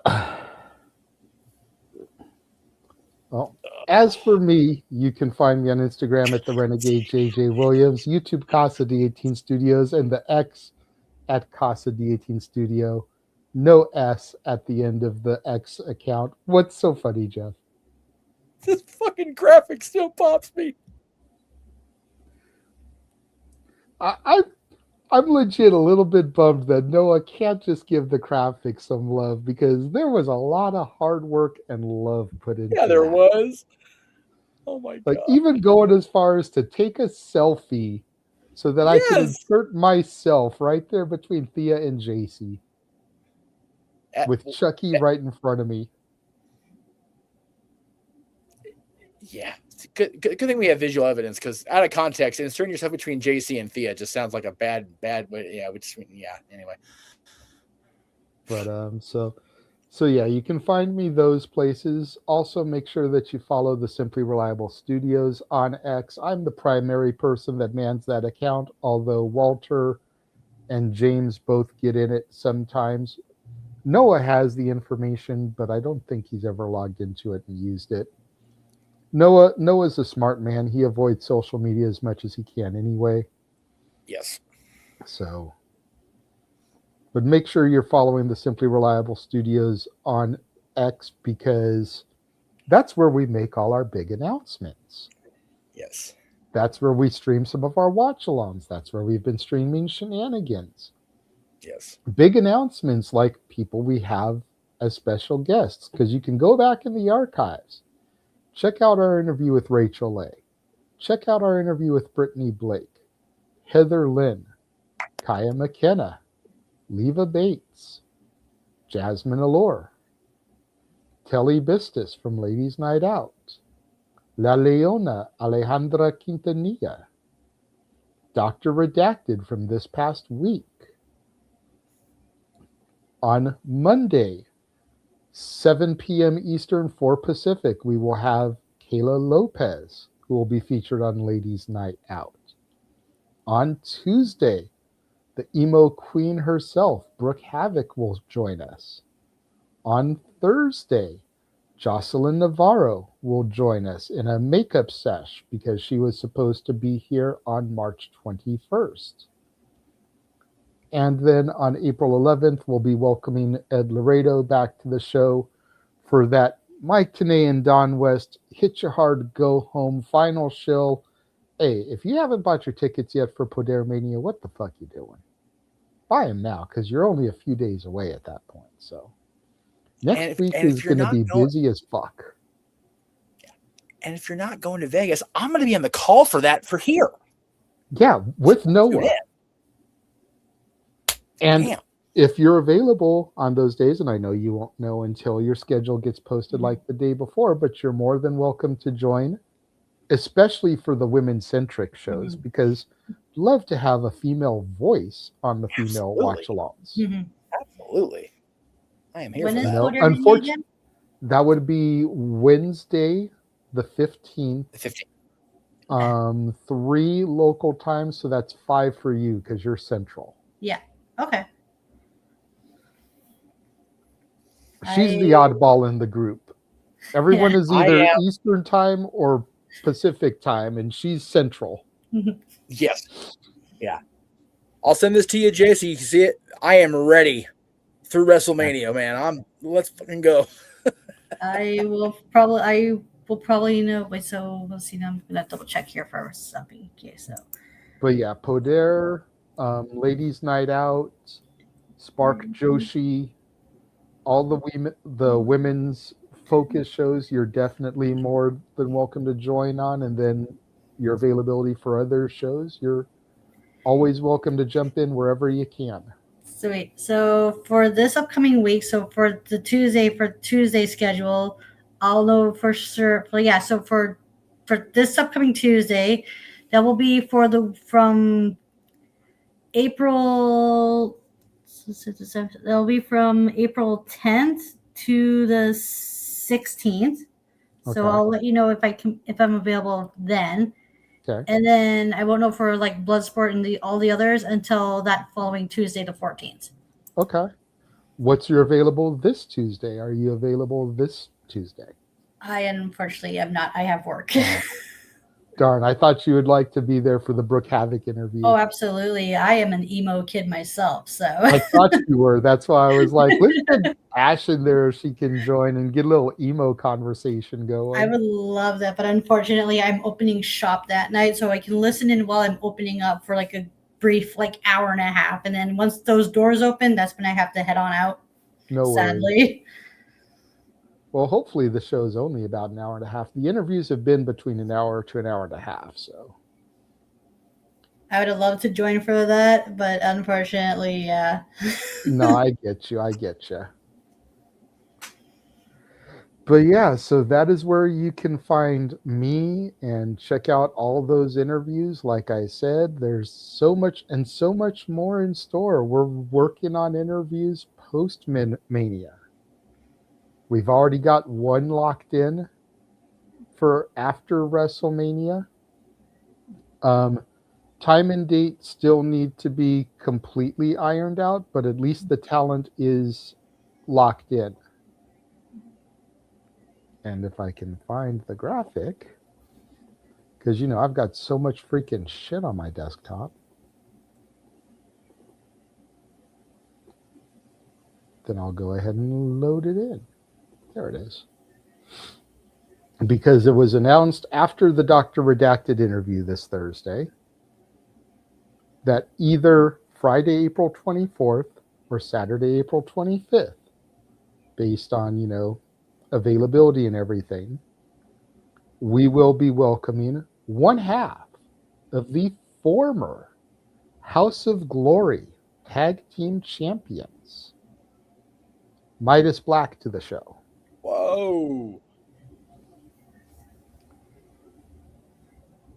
That's awesome. In addition to being a former House of Glory Tag Champion, Midas Black has definitely got some stuff that I want to dive deep into his brain in, as he has been trained by, amongst other people, the Amazing Red, and he is a student of the modern day dungeon with Maddie and TJ. Ooh, nice. So I want to talk to him about the dungeon. Oh yeah. I will definitely be wearing my Natty by Nature shirt, and if I have one by then, that's straight out of the dungeon shirt, because goddamn, I need that shirt, Jeff. I know you do. You don't know. I I need do that know. shirt. No, Jay, I cannot tell you how giddy I was. WWE Shop, I made a purchase this last week. One of the shirts will be here Monday because it's already in stock. That's my first ever Bella Twin shirt. Oh, yeah. All the years I've been friends, never bought a Bella Twin shirt. I feel like an asshole of a friend, so I finally got that. But since they're not being shipped until after like May 1st or whatever, I'll get this one about May 6th, the WWE Natty shirt that they put out. Did you see that? I saw that one, yeah, the low-key That legend one, shirt. if you can't get your hands on the, straight out the dungeon, which again, you've got to go up there and smooch some Natalia booty, which, I'm sure that'd be such a challenge for you. I mean, the things we got to do for our fandom, Jay, it's just, we suffer for the craft, by God. Maybe if I show up in my Natty by Nature shirt, she'll, I think as long as you show up, even because, I know she remembers us because, one of our former panelists, who shall not be named, interacted with her when she was in their area, and she remembered, and then she definitely remembered me when I went to the book signing. So she knows who we are. We're buds. So yeah, just show up, having one of your shirts on, and she'll send it your way. When is that book signing again? Oh, I remember it was Thursday. It was Thursday at the Horseshoe. I think it's this. Yeah, it's the 16th at the Horseshoe, I believe. I'll look it up and we'll talk off air. Because I think the problem is that it was at the same time as the WWE ID showcase, which we have tickets for. I believe you're correct. So my only hope is that if she has some, she has them at Bloodsport. Yeah, that's fair too. She might. Because I will be at Bloodsport. Oh, I know you will. Rocking my Natty by Nature shirt, damn it. Yes. But I'm so happy for her and Shayna. God damn, dude. Hell yeah. Ballers fight. They're gonna fuck. That has to be semi-main. If that's not semi-main, I'm gonna be pissed. Yeah, because I don't expect Josh and Yuji to not main event. Like, I get that. Fucking Nagata, for crying out loud. Wow. Yeah. Yeah, Nagata and Barnett. Oh, shit. Right? Yeah. Right? Look, we've even got Ash's interest there. There's a lot of blood sports that I have to catch up on. I'm probably just going to end up binging all of them because I have to watch last year's and the year before that. Well, last year there was 2, I think. Well, no, I think there were 3 because there was Mania week, then there was SummerSlam week, and then in November, I think there was Bloodsport London. Yeah, that's what I was about to say. I remember there was being a UK one. Which that one didn't have the talents like the normal ones do. It was all UK exclusive talent, which I know that you like some UK wrestling, so you might be more familiar with some of them than I was, but the Mania week and the SummerSlam week are definitely must watches though. Yeah. Especially since that was kind of like the heart of the low-key legends rise. Yes. So those 2 are definitely must-sees. Yeah, I think the only one of the Bloodsport match I saw was Natalia versus who was it? Yamashita? Yeah, that's it. Yeah, I was gonna say that, but I wasn't sure if it was her. But oh my god, that was wicked. Yeah, that was freaking wicked. Yeah, last year was the debut of Natty, and it was against Yamashita, and then in August she fought Masha. So yeah, and now she's fighting Shayna, top tier talent all the way around. I'm saying, yeah. And I'm looking forward to seeing Yamashita because she was part of our big, match of the year winner. Yes. Which that's part of why I really wanted to be there tonight, because with Megan, she was part of that match too. It was Megan, Billy, and me against Bustin' the Brain and Marcus. And like all of them still need their awards for that because Bustin' the Brain got their tag team of the year, but we hadn't decided the match of the year when I saw them for that. So I haven't been able to give them those awards yet.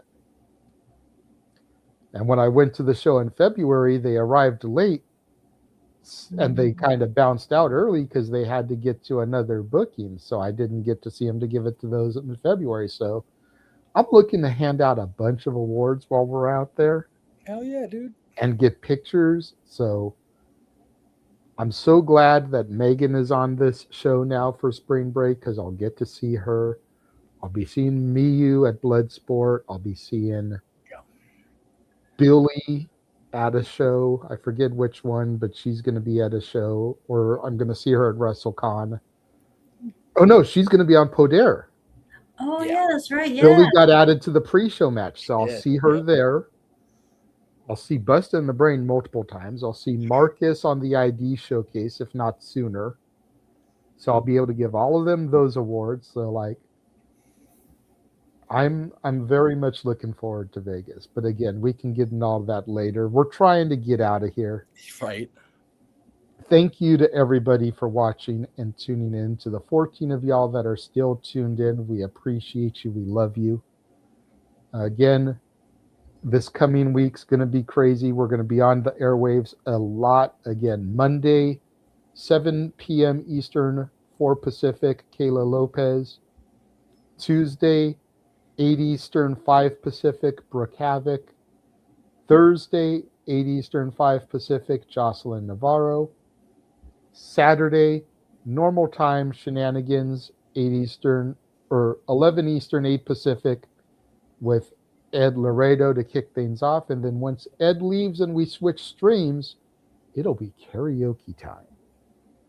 It'll be our annual WrestleMania karaoke. I know. So make sure you have your money, y'all, because PayPals are the way to do that. Yes.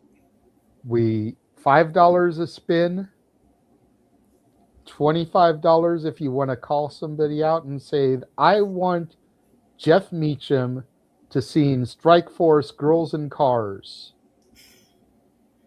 And then Jeff has to do that shit. I'll pre-record it if I need to because I ain't going to be there, but I'll pre-record it. I know. I'm just giving an example. I know. You know. And thank you, Kayla, for reposting JJ's announcement about the postponement. Appreciate you. Yes. She's been a lot of the people have been on top of it and have they have sharing the IG posts to their stories and sharing my stories to their stories. A lot of the talent we've been having have been following us back. Yep.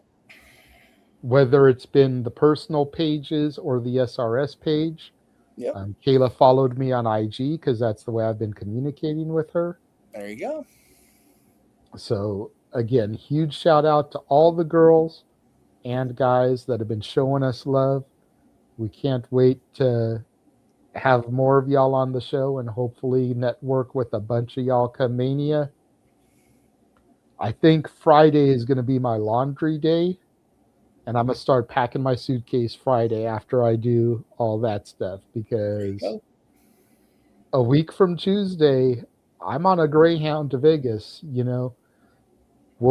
Me and Walter will be sitting together doing Simply Predicting for night 2 of WrestleMania. For night 1, we'll be in separate places because he'll still be at home, I'll be at home. But come night 2 on Tuesday, we'll be sitting in front of the same computer on screen. First time ever we'll be meeting each other that day. It's going to be a huge what the fuck for some of the crowd. So, right. Because we're like, wait a minute, we're chill. And now. And the only reason that works is we're going at 11 p.m. Pacific. No, Eastern. 8 Pacific. 8 Pacific. Yeah. After Raw Monday, after NXT, ish Tuesday. Yeah. Yeah. So. Which Noah, thank you for that, by the way. Yeah. All right. So thank you all for joining us. And until Monday night when we welcome Kayla Lopez, we'll catch y'all next time.